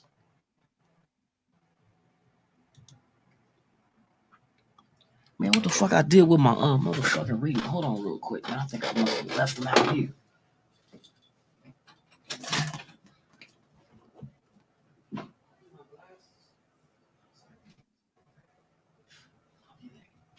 Fucking A, B, motherfucking C.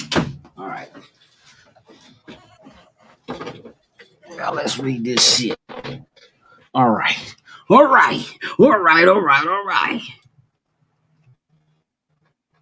We bring it up. Bam. Shout out to everybody in chat for staying up and hanging with us. We got 36 people here. Shout out to all 36. Oh, it's a video about it, huh? Yeah. Can y'all hear it? No. You can hear that? Okay. No. Oh, you can't? No. No? No. What the fuck is going on, dog? Um, Did that's you one thing press I gotta play? get this shit worked out is happening. Yeah, I was playing it, but watch. But you can't hear it though, you said, right? Look, No. you can hear this? No. No.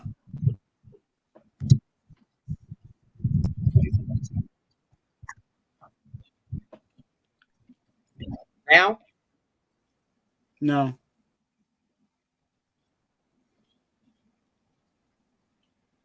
How did Dirty Low have you do it last time? Oh, this shit. I can't get the volume. Well, he didn't explain yet. He was getting ready to explain to me how to do it, but he didn't. He didn't get to telling me that I was supposed to go in and do something. I'm like, damn, man, I really You're want to supposed to know. click something on the in the corner or something. Yeah, he was getting ready to tell me that bit, but we got sidetracked and started talking about something else. So he never got into it or telling me how to do this shit. God dang it. Um, yeah, man, shit. Yeah, I ain't gonna be able to. If y'all can't hear it, then shit it ain't gonna be worth doing that shit, man. Fuck. Okay, what did he say? Let me see if I can figure this out. It's not on that one.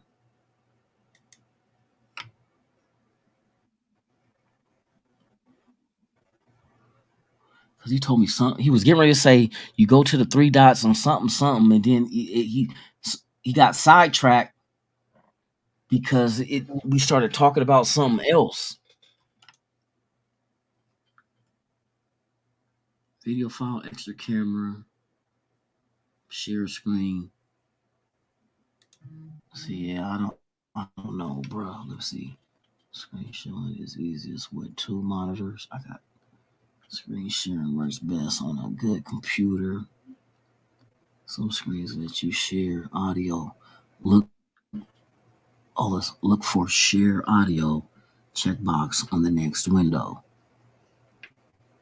Share audio. Okay, let me try that shit. Share audio on the checkbox. I don't see that shit. Choose what to share. And I got Chrome tab, window, but it don't say share audio though. Entire screen. It don't have the share audio option on there. Why did it say that? Let me see. Let me cancel it. Let me try this shit again.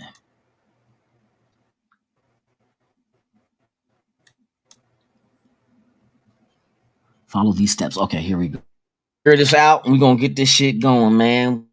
I've been wanting to do this. I just ain't never spent time to try to research. Of it. They said I gotta select share audio. Screen sharing. How to screen share. I know how to screen share. Um if list of screen sharing, no, I need audio. Where's the share audio button at? Another popular will appear with this. Click share and your screen will be added to your thing. I know that one. Screen sharing a video with audio. Okay, here we go. Open a new Chrome tab.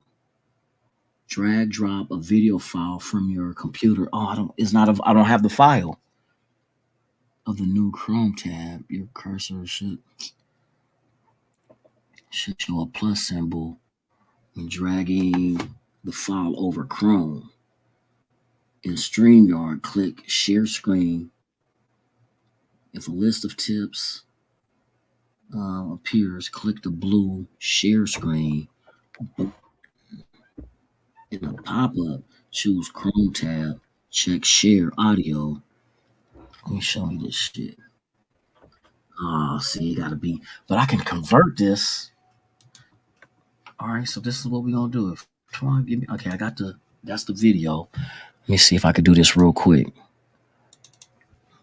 We'll get that, put that up. All right, let me get the link, copy. Just convert it to an MP4, paste.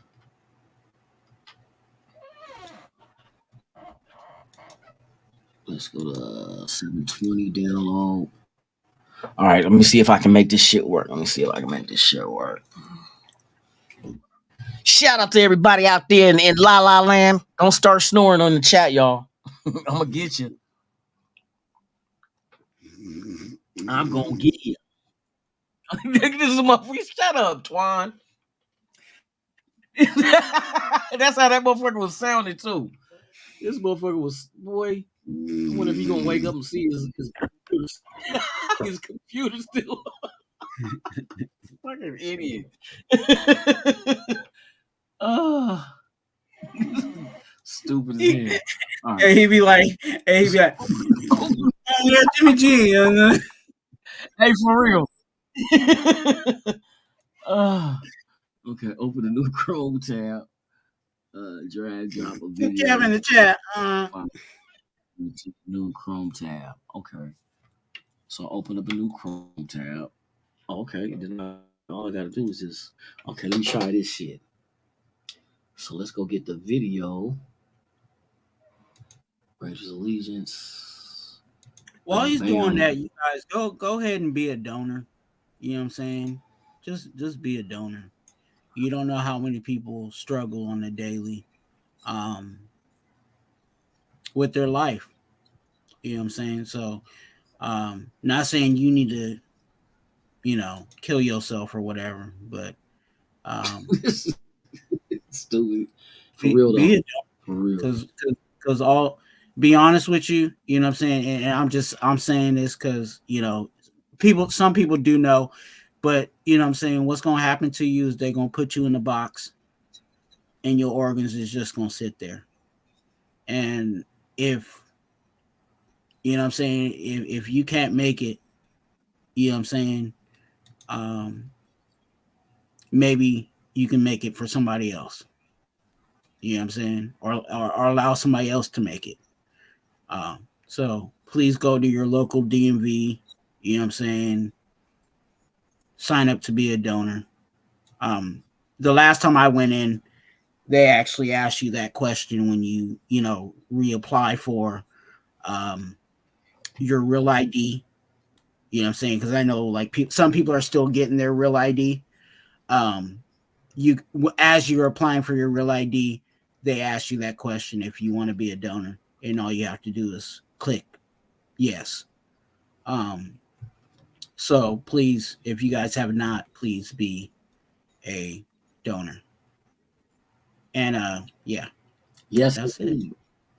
And then also outside of that, um, if you are um, if you would like to, um, you can also be a living donor, which means that you can donate uh, a piece of your organ in order to um, help somebody else out, like me.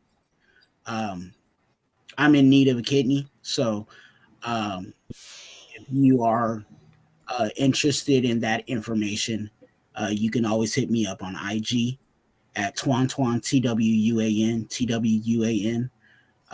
And you don't have to necessarily, you know, fully want to be a donor, but if you're just interested in the information, I can pass that information on to you.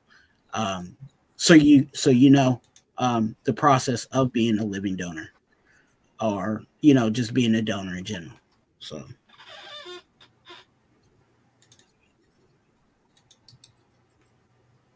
Yes, sir. Yes, sir.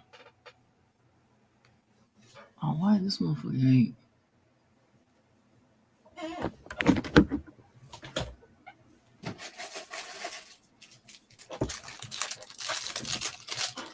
and if not, you can subscribe to Raiders Allegiance. Yeah, Tag Raiders. that'll be groovy. Raiders. What was it? Network Why is this? Raider hashtag or Raider Nation Oh, Network. hashtag Raider Nation Network. Yeah, hashtag Raider Nation Network. Or you can subscribe to Raider Twan. Just because. Get ready. It's coming.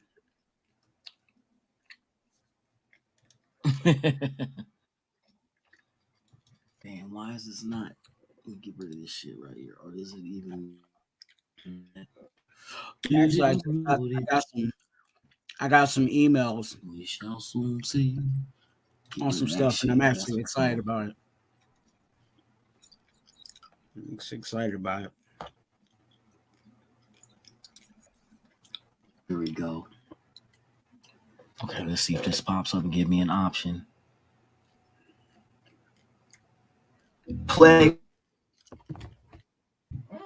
Plagues, murder, human sacrifice. This is hardly the stuff of children's literature, or is it? Once you hear the dark messages behind You hear that? We can hear it. Oh, you heard it? Okay. Yeah, okay, we can hear okay. it. That's good We shit. ain't gotta watch Okay. it. Or you want to? Okay, All right, you here want we to go. watch it? Let me know if you can hear when I play it.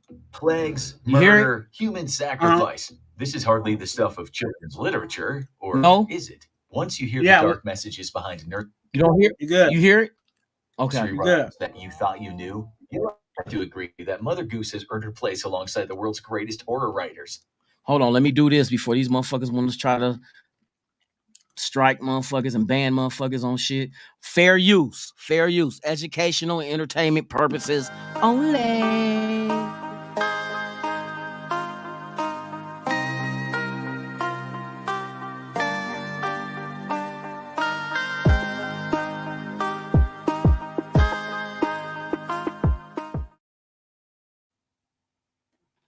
Plagues, murder, human sacrifice. This is hardly the stuff of children's literature, or is it? Once you hear the dark messages behind nursery rhymes that you thought you knew, you'll have to agree that Mother Goose has earned her place alongside the world's greatest horror writers, like Edgar Allan Poe, Bram Stoker, and Stephen King.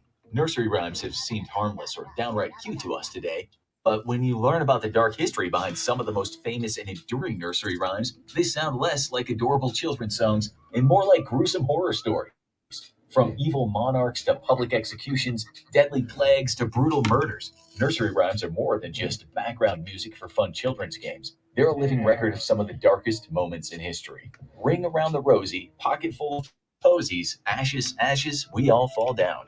This catchy nursery rhyme from 1881 brings to mind images of adorable children holding hands, singing and dancing in a circle until they all fall down. It may seem like a harmless game, but this fun children's song actually has a very dark story behind it. The memorable rhyme is actually about the Great Plague that hit London in 1665 and killed up to 15% of the entire population of the city. The rosy refers to the painful and highly visible rash that was the hallmark symptom of the plague. Death and disease were so rampant in the crowded cities that citizens took to filling their pocket with sweet-smelling flowers like posies to cover up the stench of death that was everywhere. And the mention of ashes is a reference to the thousands of bodies of plague victims that were unceremoniously burned in an attempt to prevent the spread of the disease and to clear the city of the piles of bodies of victims. There's definitely more to this children's song and game than it first appeared.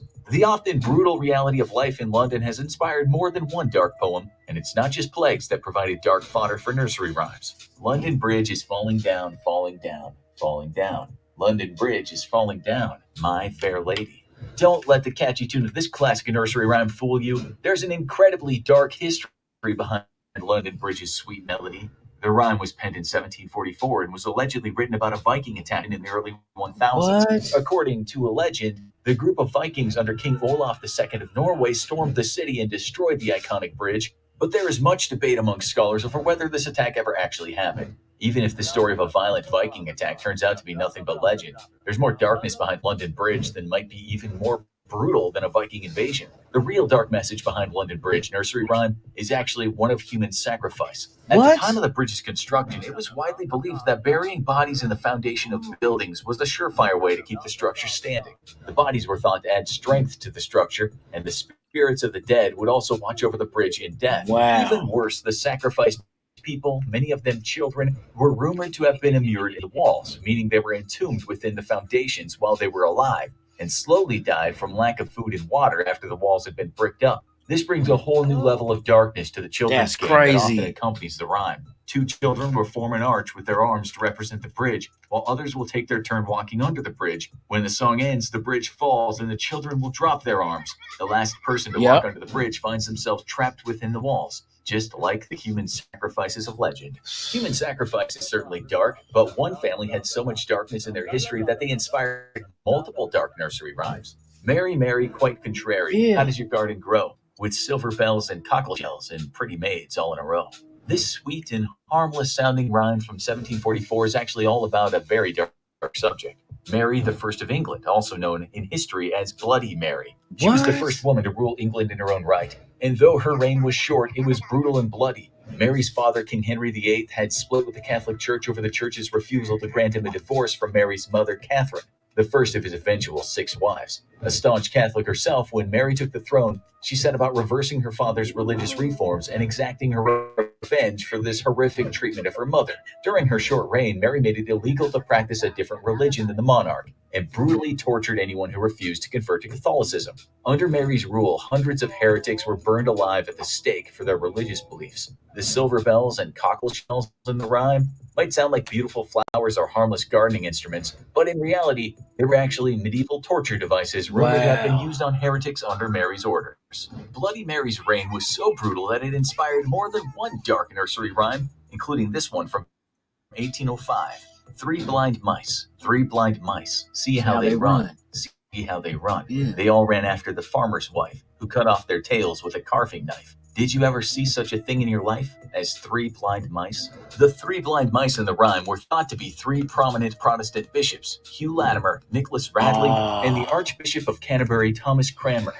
These formerly powerful men not only refused to convert to Catholicism under Mary's brutal rule, but they also actively plotted to overthrow her. The plot was discovered, and the 3 religious men were charged with treason and burned alive at the stake. Their executions were some of the most high-profile of the many, many brutal executions doled out during Mary's reign. For years after their killings, rumors swirled that Mary had also had the men dismembered and blinded before death. And though that was later proven to be false, the legend stuck and the men would forever be known as the Three Blind Mice. If you thought Mary was bad, you only have to look at her family tree to see where she got it from. Another popular nursery rhyme from 1805 was based on the dark deeds of Mary's own father. Old Mother Hubbard went to her cupboard to get her poor doggie a bone. When she got there, the cupboard was bare, so the poor little doggie had none. This rhyme might seem benign and wholesome, but it's actually a potent example of the terrible wrath of King Henry VIII. Apparently, Old Mother Hubbard wasn't a woman at all. The character was actually a mockery of Cardinal Thomas Wolsey, the Catholic priest who refused to help King Henry get an annulment from his first wife, Mary's mother, so he could marry his mistress, Anne Boleyn.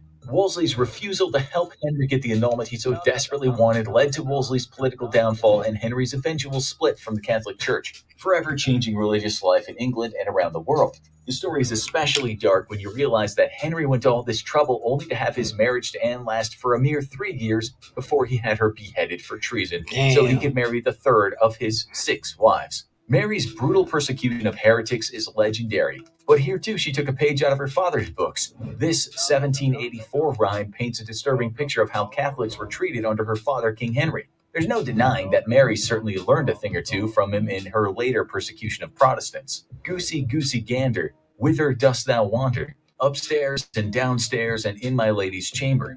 There I met an old man who wouldn't say his prayers. I took him by the left leg and threw him down the stairs. Wow. Henry's rage over the Catholic Church's refusal to grant him a divorce played out in a brutal bloody war on the Catholics still living in England at the time of its split from the Catholic Church. With persecution of Catholics at an all-time high, many devout Catholics took to creating priests' holes in their homes, small hidden rooms no bigger than a closet where they could hide to have their priests perform Catholic Mass and say their Latin prayers. If caught, they would face torture or even death for their heresy. The narrator in the poem meets an old man who won't say his prayers, which is probably a reference to discovering a hidden Catholic priest who refused to pray in English. The narrator brags about throwing the man down the stairs, a colloquial term for having someone put to death. Henry and Mary are far from the only monarchs to have inspired nursery rhymes with their lurid and sometimes dark deeds. Georgie Porgy putting in pie kissed the girls and made them cry. When the boys came out to play, Georgie Porgy ran away. The Georgie from this silly-sounding nursery rhyme from 1841 is thought to be a reference to George Villiers,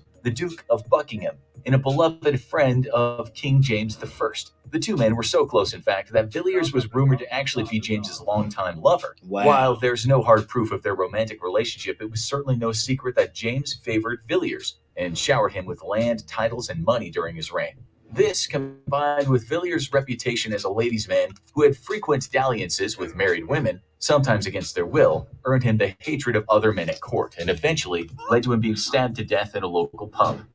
Naughty royals certainly make good fodder for dark nursery rhymes, but sometimes the real story behind a gruesome rhyme is actually less dark than the rumors that surround it.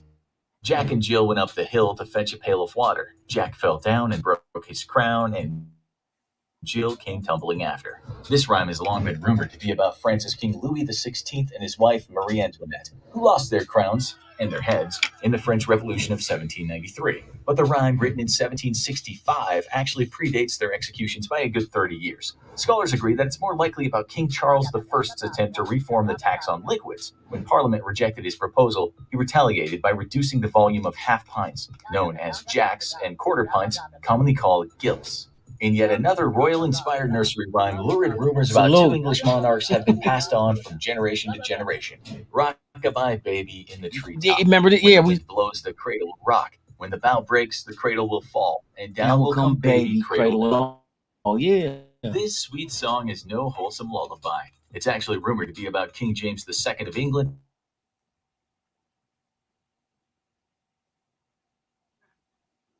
and the death of at least 5 of their infant children. England at last had a Catholic heir to the throne. The trouble was, it was widely believed that the boy was not actually their son at all. Rumors spread far and wide that the boy, who is now a prince, had not been born of James and his wife, but had actually been snuck into their birthing room and passed off as their own son. Whatever the truth of his birth, Charles went on to become one of England's most popular kings, earning himself the nickname of the Merry Monarch for his lively and indulgent court life. Many nursery rhymes are not what they seem, but the story of the origin of this rhyme will certainly come as a surprise. Here we go round the mulberry bush, the mulberry bush, the mulberry bush. Here we go round the mulberry bush so early in the morning. This simple rhyme is often part of an amusing game for children, but it actually has dark, sinister roots. According to a former governor of England's notorious 420-year-old Wakefield prison, the song should not be credited to Mother Goose. Rather, it was created by the prison's female prisoners in the 1840s. The prisoners took their daily exercise outside under strict supervision, walking round and round a mulberry tree in the prison yard. And they invented the song to liven up their monotonous routine.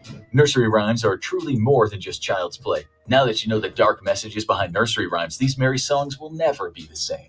If you thought this video was fascinating, be sure and check out our other videos, like this one, called How Disney Sanitized Fairy Tales That Were Originally Horror Stories. Whoa. Or perhaps you'll like this other video instead. Plagues, murder, human... That's some educational real shit. That's crazy. That's crazy. Shout out to Isaac Rojas. We were looking at the truth behind some of these children's damn, what was nursery rhymes. Like there's a dark past and a dark history behind them. You know what I mean? It's not all, you know, fun and games, but the truth behind them, like they came from some real fucked up ass situations back in the day, and they turn them into nursery rhymes, and so you get kids singing, you know, "Ring Around the Rosies" or "London Bridge is Falling Down." All these shit, but we, you know what I mean? We don't know. They keep passing it on, and then you know how over time things change as far as how did it come to be, and nobody really questioned. Well, what did it come to be? Unless you're us, unless you're Raiders Allegiance, then we question shit here. Let's go, Twan. Let's go. What else we questioning? Disney? Yeah, but that's what we were doing, man. Hey, shout out to everybody. Disney's messed up. Man, for real. Like he just said, they got another video about what they said about the Disney shit that was man, the crazy stories that they converted and changed it into like happy-go-lucky ass Disney stories. Hey, I believe that shit. That shit crazy, dude. That shit is crazy. Crazy. Ah, cool, Kev. Go put some makeup on to cover up that ugly ass face of yours. You trick or treat every day. You go knock on somebody's door and try to get them to join the Jehovah's Witnesses.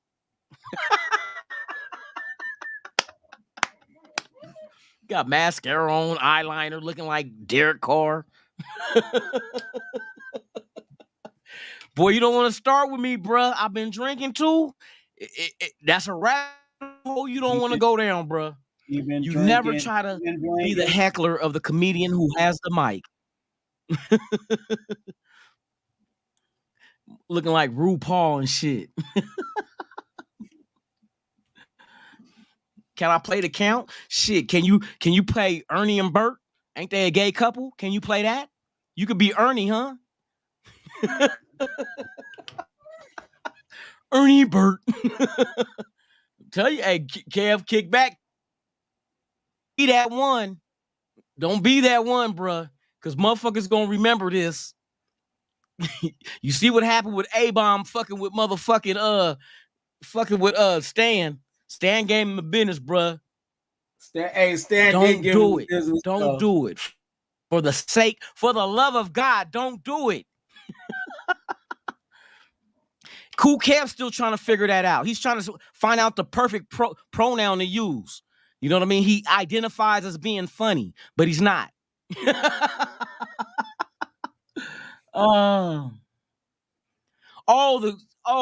My bad, Kev. You talk about count the skit. Hey, what's the name? Put that play that. You know what? I can find that shit though. Okay, I'll do it. Hey, this shit funny as shit. You talk about, okay, my bad, Kev. You the homie. I thought I had to go in on you for a minute. I thought you was talking about like maybe my head was big or I need to shave the shit, which I do, but still don't. No. Hey, when I get drunk, you'll never know. You'll never know. Hey, I handle my liquor real well. I'm very cohesive. No, I use a razor on my shit. Okay, I use a razor. Yes, indeed. I'm gonna get that Count Dracula shit from Sesame Street where they was bleeping out when he said counting, but it was so funny. You actually thought it was some negative that shit. Cool cat, hey, right on. Let me see if I can find that shit though. Let's see. We'll find it.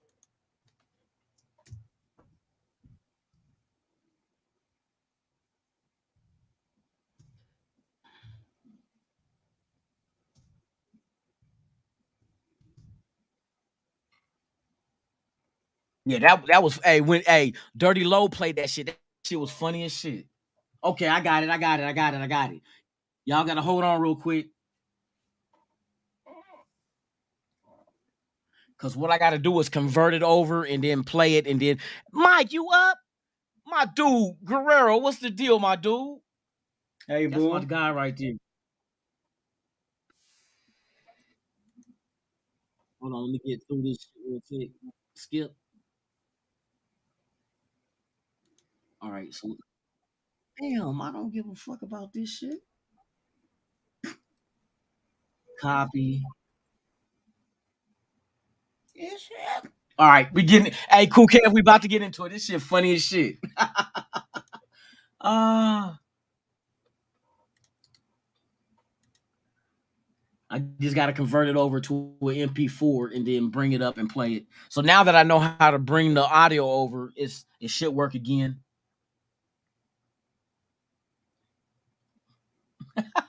Hey, cool Kev, hey, right on for bringing that one up. Yeah, Dirty Low is the one that put me up on this shit. This shit was funny as shit.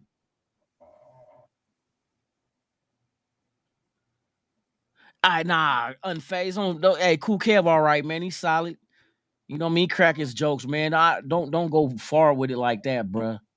I ask you, don't do that shit. That's not what my channel's about, bro. Unless these motherfuckers is out of pocket. But Cool Kev he cool. He fucks with us. Let me see. All right, I'm about to download this shit. I'm gonna convert it over. We solid. Yes, sir. Outdoors. all right. I always say that shit now, motherfucking Twan. I'll be like, yes, sir. Outdoors. I put that outdoors on there, boy. All right, let me see if I can get this shit. Kind of glad I got that name too, because a lot of people say yes, sir, all the time, and I'm like, man, I was lucky when I got that name, because nobody else had it out. You know what I'm saying? Had it out, but I was like, man, I know somebody has yes, sir. Like, and like, yeah, it worked out. And they didn't. They didn't have it. Hold on, hey, I was the same way when I was coming up with this Raider channel for Raiders Allegiance. I was pretty much putting a team with the stadium, Allegiant Stadium. I'm like, I know somebody probably got this shit. Nobody came up with that shit. I got Raiders Allegiance website, Instagram, Twitter, Facebook. You know what I mean? Mm-hmm. Like nobody. I'm like, are you serious? Nobody thought of that? Yeah, well, I did. Okay, let me run this bathroom and then we'll play this shit. Matter of fact, do I got it up yet? Let me I can play it while I'm doing it. Let me do it like that. Let me know if y'all hear this shit. Let's see. We need bam.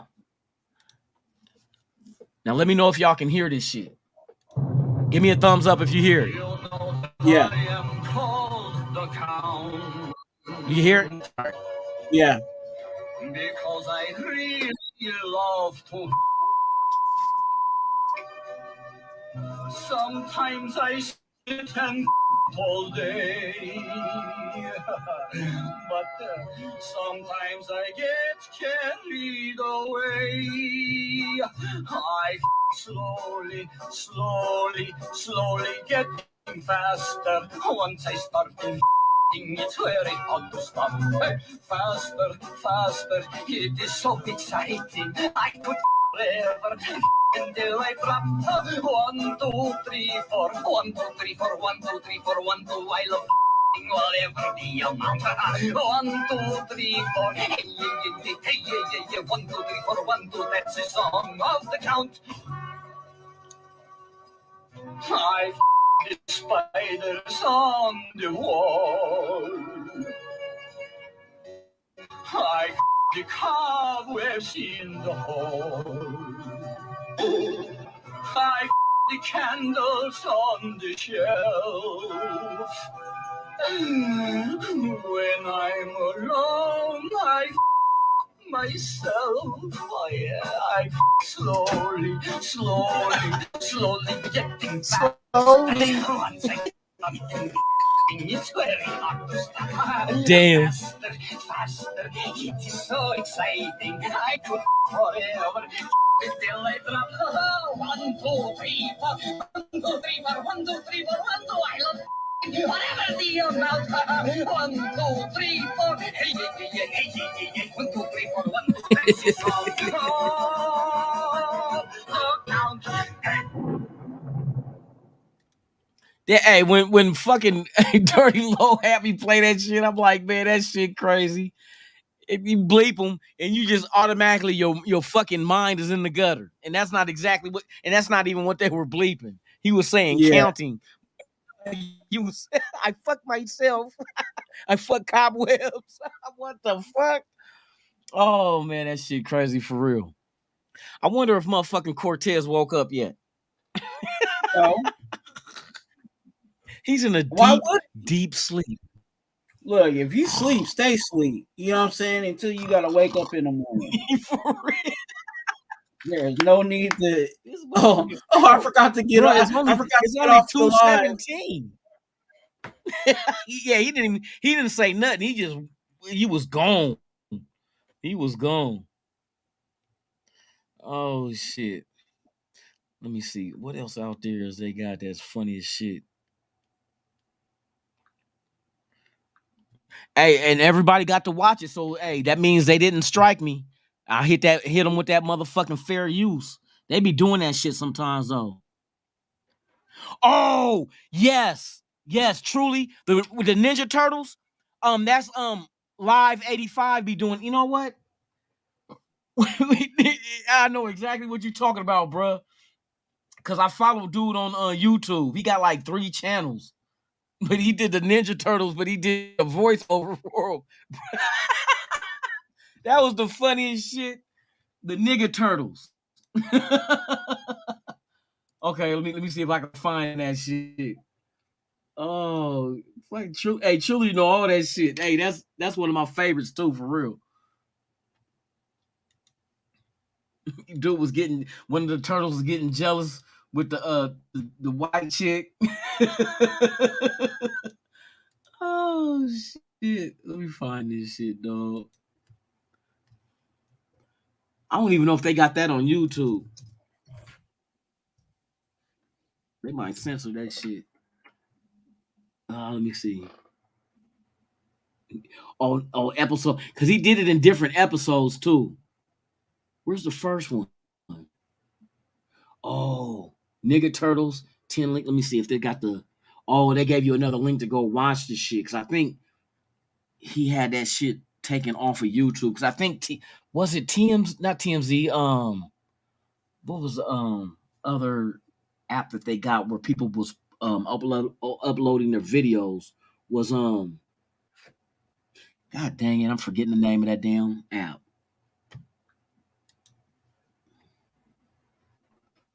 Let's see. That's episode 10. We need episode 1. The nigga turtles. Oh, here go episode 1 right here.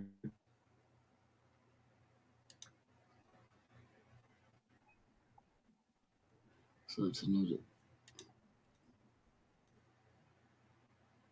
Oh yeah, this shit gonna be funny as shit. Let me get this real quick. Bam. Let's convert this shit to an MP4.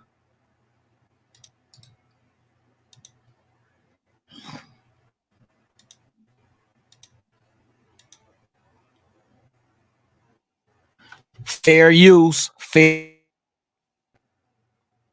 for entertainment and educational purposes only. Remember, I'm not playing this shit for you guys to hit me with a fucking hold on. Okay, let me down. I'm about to download this shit and play it. Hey, the Ninja Turtles. Truly, this is gonna be part part one because they did like 10 parts. Funny as shit. Funny as shit. All right, we got it.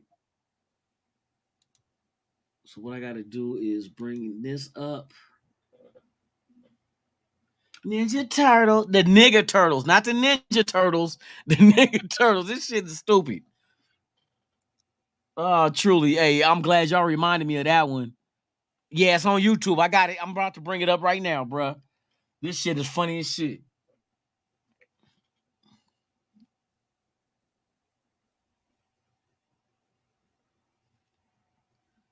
All right, let's see what one we got. That's the count. That's the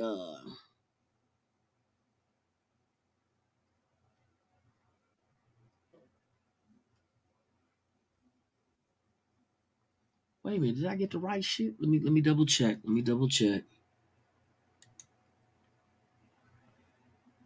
Oh no, I don't think that was the right one. No, it's not the right one.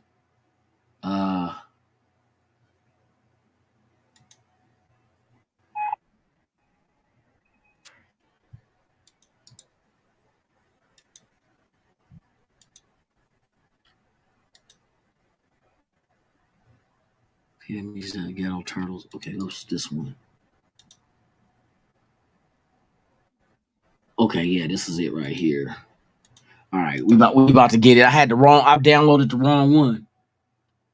But I got the right one, baby.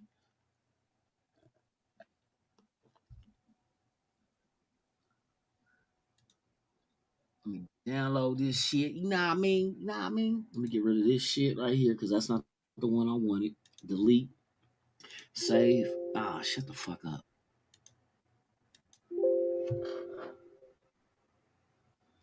Wait a minute, did it give me the wrong one? Hold on, play that shit.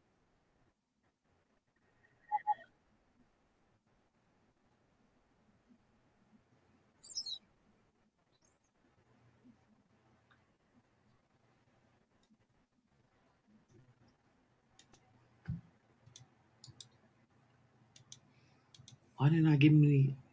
That's the right one, though. Oh shit!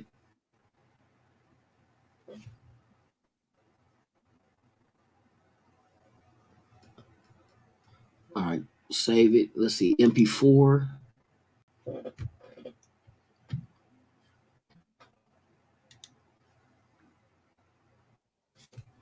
Okay, it's download now. I grabbed the wrong link to the wrong one, but we coming. We coming with it. We coming. Hey, roll up truly, cause you know this shit funny as shit, bruh. I went through and was watching all the motherfucking episodes. They did like 10 versions, bruh. Hey, shout out to Israel, even though he's a Kansas City Queef fan.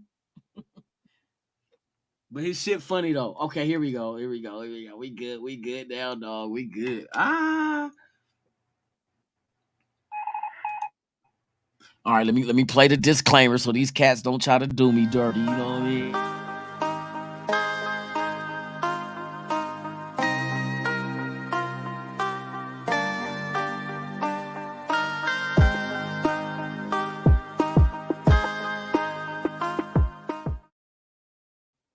Here we go. This is some funny ass shit. The Teenage Mutant Nigga Turtles.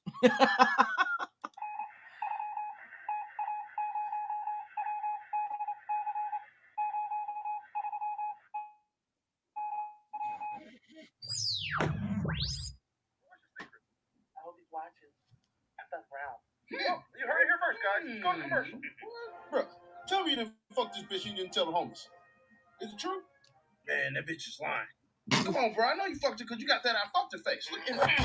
Shut the fuck up. I better shut up. Get my shit. I don't believe that bitch. She done told the whole city, cuz. But did you at least take her out? Leonardo, don't start with that save whole shit. Tell me you didn't disrespect her. Want to get fucked up? Yeah. You got some weed? That purple. All right. Let's go. Excuse us. Better go get some weed. Let's run by the gas station first. Come on, bro. How you gonna keep this job? You gonna have all type of turtle babies running around this motherfucker, man. Bro, fuck turtle babies. This bitch done told everybody in the city, my nigga. When she come home, I'm stabbing her ass. You use a condom? I know you wrapped it up, right? Come on, what the fuck is that? Your ass should put on your half shell, nigga.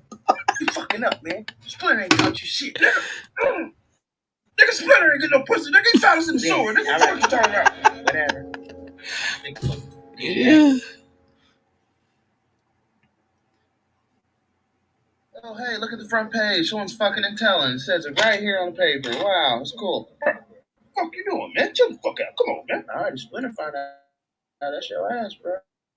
Damn, girl. Fuck that hood right and that bitch. See, that's why I don't mess with turtle niggas. Why you gotta disrespect her like that? You know you fucked up.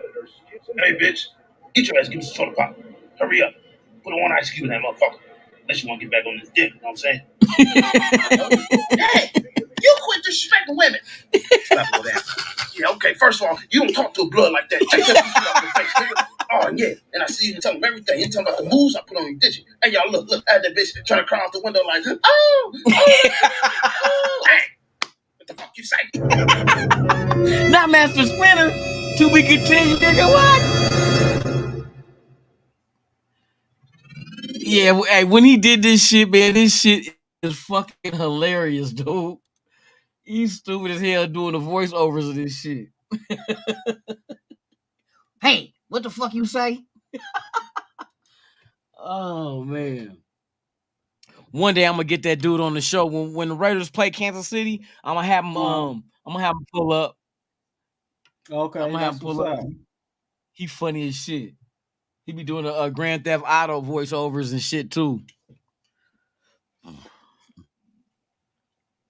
Hold on, let me see if I can find part 2. Yeah, we late night walk. You know what I mean? Nigga, we just hanging. Let me see. Is it? They got part 2 in the whole list right here. Yup.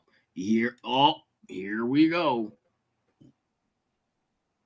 Let me see if I can do it with just playing it from YouTube. But if not, I might have to just download it and play the shit because that's the only way they're giving me action at doing this shit. So let me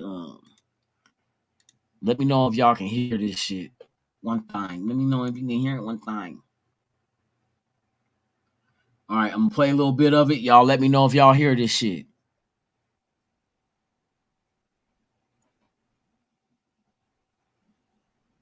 Hear it? No. You can hear that, Twan? Huh? Nah. Twan. I can't hear it. You can hear that? No? Okay. Yeah, so I gotta download that shit. All right. All right. That's what they want to do, nigga. Then I don't have to do it, nigga. You know what I mean? They got that little nigga, nigga, what? Cortez, huh? You dreaming? You dreaming? Yeah, oh, my bad. My bad. All right, don't worry, y'all.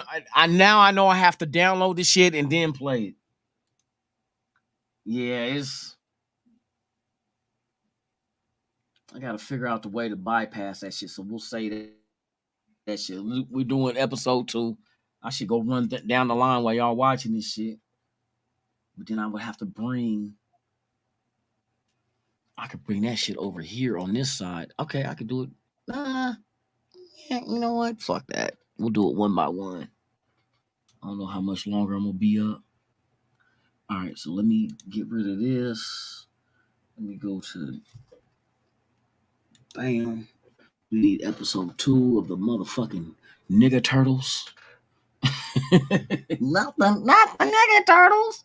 Yes, the nigga turtles. Episode 2. Bam, bam, right here. Open this shit. What the fuck you say? All right, hold on. Let me get this shit right there. Let me get that down. Oh, I got the wrong monitor on.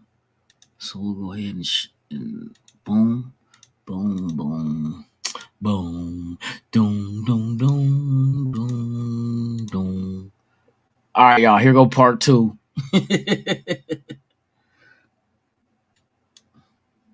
What the fuck you say? Pops, I didn't say nothing. Nah, man, what you talking about? Get him, Dad. Huh? Talk that shit now. Bragging on that little dick. Talk that shit down. That little green dick. Leonardo, you talking about that Halloween snicker That dick? little green dick. Oh, so you know it all, huh? Well, tell me this. Tell me what my mom. Did you hit that? Last time I checked, I don't look like a fucking rat, nigga. Raphael, stop. Oh, so y'all instigate. Okay, story time. Get your ass over here. You bite that, slap the shit out of you, boy. Bitch. You little fat fuck. Tell y'all something. You know, back when I was young, man, I had seen some cheese on a board. I was like, damn, that cheese looked hella good. I gotta give me some of that shit, man. I gets the nibbling on the cheese and all of a sudden, smatter that. Guess what it was? Rat trap. So the moral of the story, watch yourselves. They hypnotize you with that ass and them booty shorts twerking for a nigga. Next thing you know, they pregnant. Pregnant. Asking you for money. Man, these hoes is cheese on the board. Yo, what about this kind? This ain't a trap, is it? Man, fuck now. Oh, man. You know me, I'm like, fuck that. Go on, ass back upstairs, Dad. They caught your ass. Hey, bitch. Don't listen to shit. He said, hey, bitch, that pussy mine.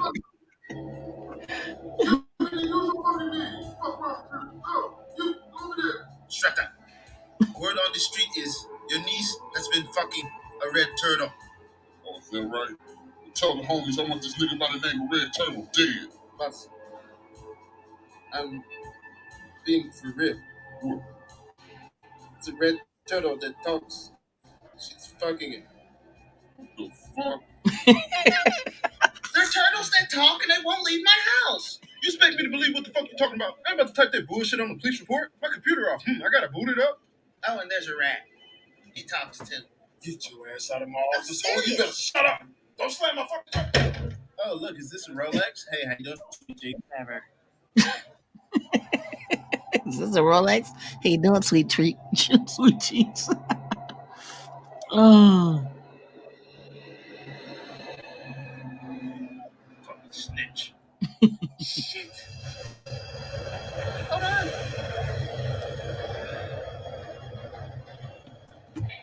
Goes my ride.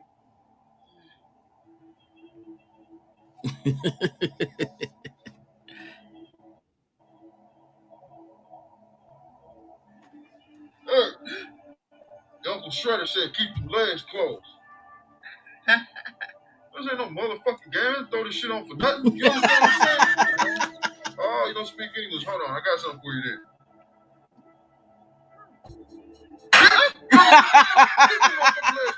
What's up? What you want to do? Bitch got a fork. Fuck out of here. Damn, good kick, bro. Nigga been practicing. All right. What? It's morphin' time.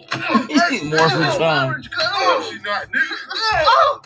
Told you that bitch was no damn Power Ranger. I told you that bitch wasn't no Power Ranger. All right, that's what we doing tonight, man. We doing two episodes.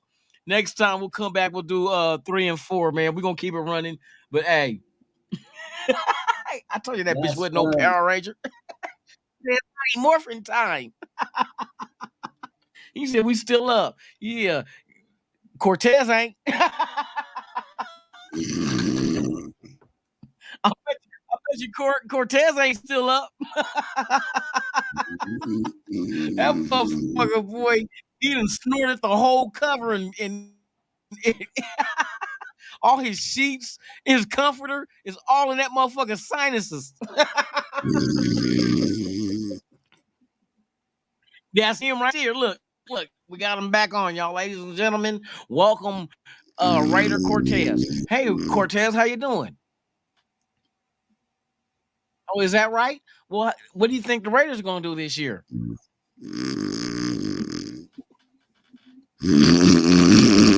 My thoughts exactly. Yes, my thoughts exactly. So in the draft, what would you like to see in drafting? Hey, try that shit. Like I understand your snore language. So in the draft, in our draft, what you think we're gonna do? Yeah, man, I'm the same shit. Man, we on the same page. We on the same page, dog. Oh, Alfredo, what you went to sleep and came back? He said, "What's up? Hey, we hanging, bro. I'm gonna get off here in a minute, though. We just hanging and shit. I'm gonna go watch me some TV and shit. You know what I mean? We had guests on here. You know what I mean? They got the gang banging with they snores. Nigga, this is. Oh, nigga, you from what? Oh shit, I'm good. I'm good. I ain't messing with them. Yeah, I'm good, homie. Hey, let me get a pass. You know what I mean? I ain't fucking with I'm not fucking with them, dog. Hey, them motherfuckers for real. Oh, you just got some weed now? What? You waited till what? Where you at? You on the East Coast, West Coast? You waited that long? Nigga, that weed is gonna be stale. Oh, what is the deal? Mark's 11:30. What's the deal, man? What's up? Oh, you new? Hey, welcome, bruh. Hey, we just have fun on Saturday and Friday nights, bro, with this show, the Dyrti-Lunatik show, man. We do all kind of shit, man, but it's hilarious. We have fun. You just get your drink on, get your smoke on, whatever it is your preference is. We don't judge, we accept. You feel me? So you're accepted here on this channel whenever. You know what I mean? We rock and roll, but hey, we have fun here though. That's the real shit. But welcome. It's good to have a new member here. Hey, everybody, shout out to homie. He's a new listener right now. Mark's 11:30. Show y'all regular love to him, man, for real. And welcome. Welcome him for real. Manuel, what's the deal, man? Hey, he laughing. Truly Bangs. Hey, that was one of the most epic ass things that dude did was with the Ninja Turtles, dude. That shit was funny. To me, that's what put him on the map. And then he started doing like the NBA 2K, the storyline shit, voicing over that. And then the Grand Theft Autos is hilarious. Hey, you see the one with Jason versus Freddy? They were like gang banging, and Freddy and Jason was and he was doing raps and shit. That shit funny as shit, bruh. For real. Oh, you say his plug is awake all night. Yeah, well, thank God your plug ain't Cortez. Cause that motherfucker ain't awake all night. He fall asleep on lives. Shit. Oh my God. 9 to 5. Crazy shit. He's the worst drug dealer ever is Cortez. Hey, I'm on my way. Shit, that nigga on his way to sleep. That's where he on his way to. He on his way to sleep. I never met a drug dealer that only worked 9 to 5. This motherfucker on his, he's like, yeah, I'll be there in 5 minutes. Yeah, nigga, you be in dream world, nigga, dreamland in 5 minutes. Where you at? Don't even answer. Hey, that shit irritates you. You got a motherfucker bringing you some weed and it's like, where you at? And the nigga don't answer. Nigga, I left a message. Hey, bro, I fell asleep. Nigga. Hey, Cortez, give me bring me an 8. Don't fall asleep though. That nigga, he falling asleep at 8. That motherfucker falling asleep at 8. That's what's happening. That's your 8. Nigga, it's almost 8. Where you at? Oh, that nigga snoring for real. I don't know. I just don't get the logic. I really don't get the logic. How you falling asleep? Hey, Big Red from the 5 Heartbeats. Man, my office hours are. Let's go. For real. Hey, that's where Suge Knight got that shit from, putting motherfucking Vanilla Ice over the balcony in the hotel. He got that from Big Red from the 5 Heartbeats. Real shit. What they say, art imitates life. Nigga, art was imitating, life was imitating art on that night. Shit. Sign over some of your points. Yeah, Suge be trying to shake down motherfuckers. They say Suge try to shake down motherfucking Will Smith too. But that was an lawyer talked to him and told him, hey. Huh? Hey, but that's an easy move. You know what I'm saying? You trying to punk Vanilla Ice. He ain't about that life. Well, no, yeah, especially when they got him in that fucking room by himself. You know what I'm saying? Man, he tried to get up in there by himself, man. You got to Now bring some hitters Eminem, with you you might have dealing to with think these about that. motherfuckers. No, Eminem is a crazy white boy for real. They said he was down with the business. 50 Cent too. When Suge tried to come do some shit, yeah, 50 went and got a Uzi. Was laughing. Went to this trailer, got a Uzi, and them niggas took off. Hey, you pick and you know how bullies get down. They pick and choose the weak, but sometimes they think a motherfucker might be weak and not really know, and then they find out that this motherfucker is seriously crazy. They said Eminem and 50 was about that shit.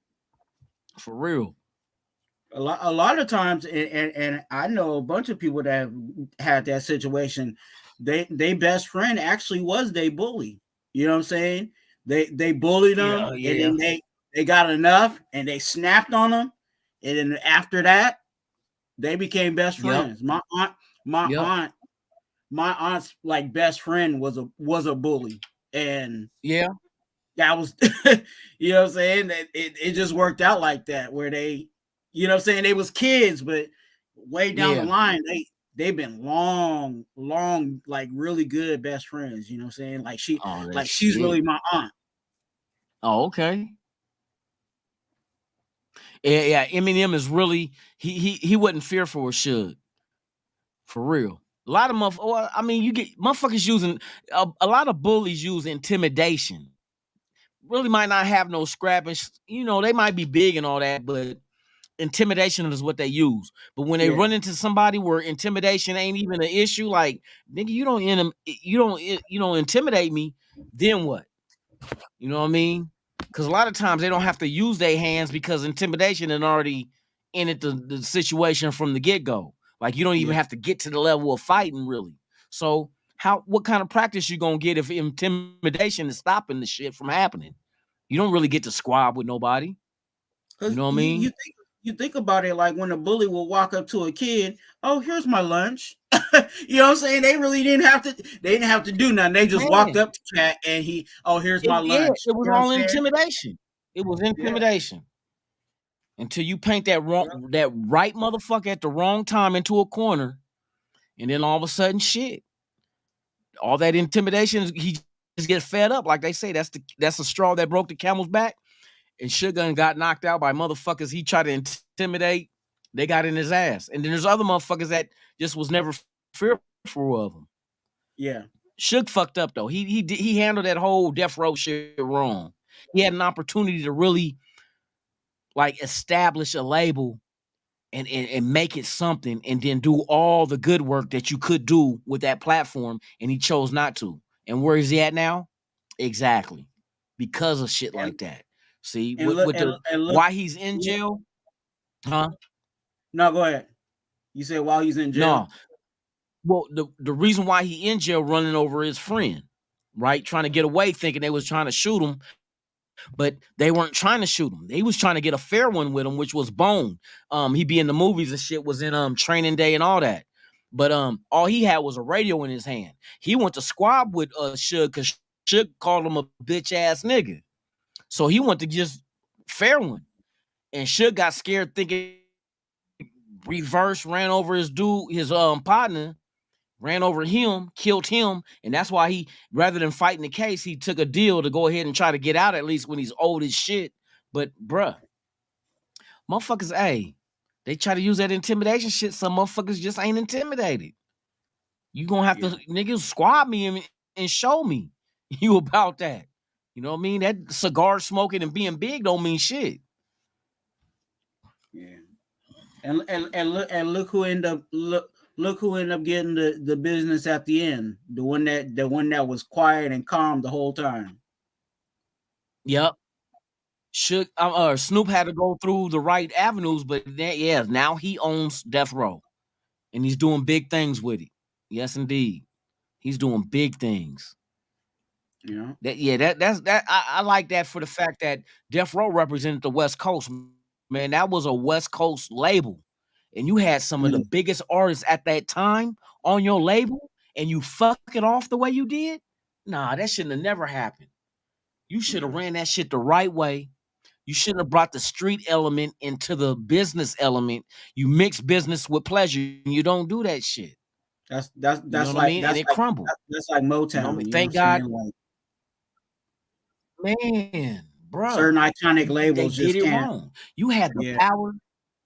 Yeah, you had the power and money, but it happens a lot of times. That's how you get people in and I'm talking politics now. That's how you get people that become corrupt with the consumption of power, of having power and money. You get away from your original plan of making a difference for your people, but then the fame, the fortune is so intoxicating. You like, fuck my people. I'm me, and that's what happens. Dictators Mhm. fall in line. When motherfuckers run countries, they intentions is to run the country to make things better for their people, but they get so drunk off the intoxication of power and money that all that shit becomes hindsight, and they just get to doing whatever the fuck they do, being scandalous, you know what I mean, being corrupt because they want more power, they want more money, and that's not what you do. If they would have played they cards right, they could have had people see. And I tell people this all the time: there's a difference between love and hate. Like, for instance, if I hate you and I seen you drowning, I'm not gonna save you. But if I love you and I see you drowning, I'm gonna sacrifice my life to save you. See, that's the difference. And people always go towards.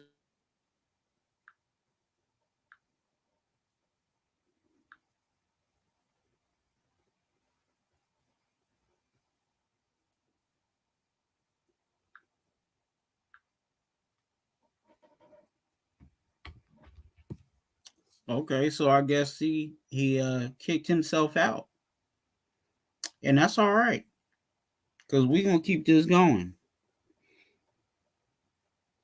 Late man. How I'm gonna get All right. kicked off my own show? Yeah, that's why I was like, That I guess he kicked man, himself off. they say, "Oh, he talking too much real shit. We gotta cancel him." Man, fuck your cancel ship. You know what I mean? But yeah, man, I'm about to shut this shit down, man. It's time. It's a quarter to fucking 3.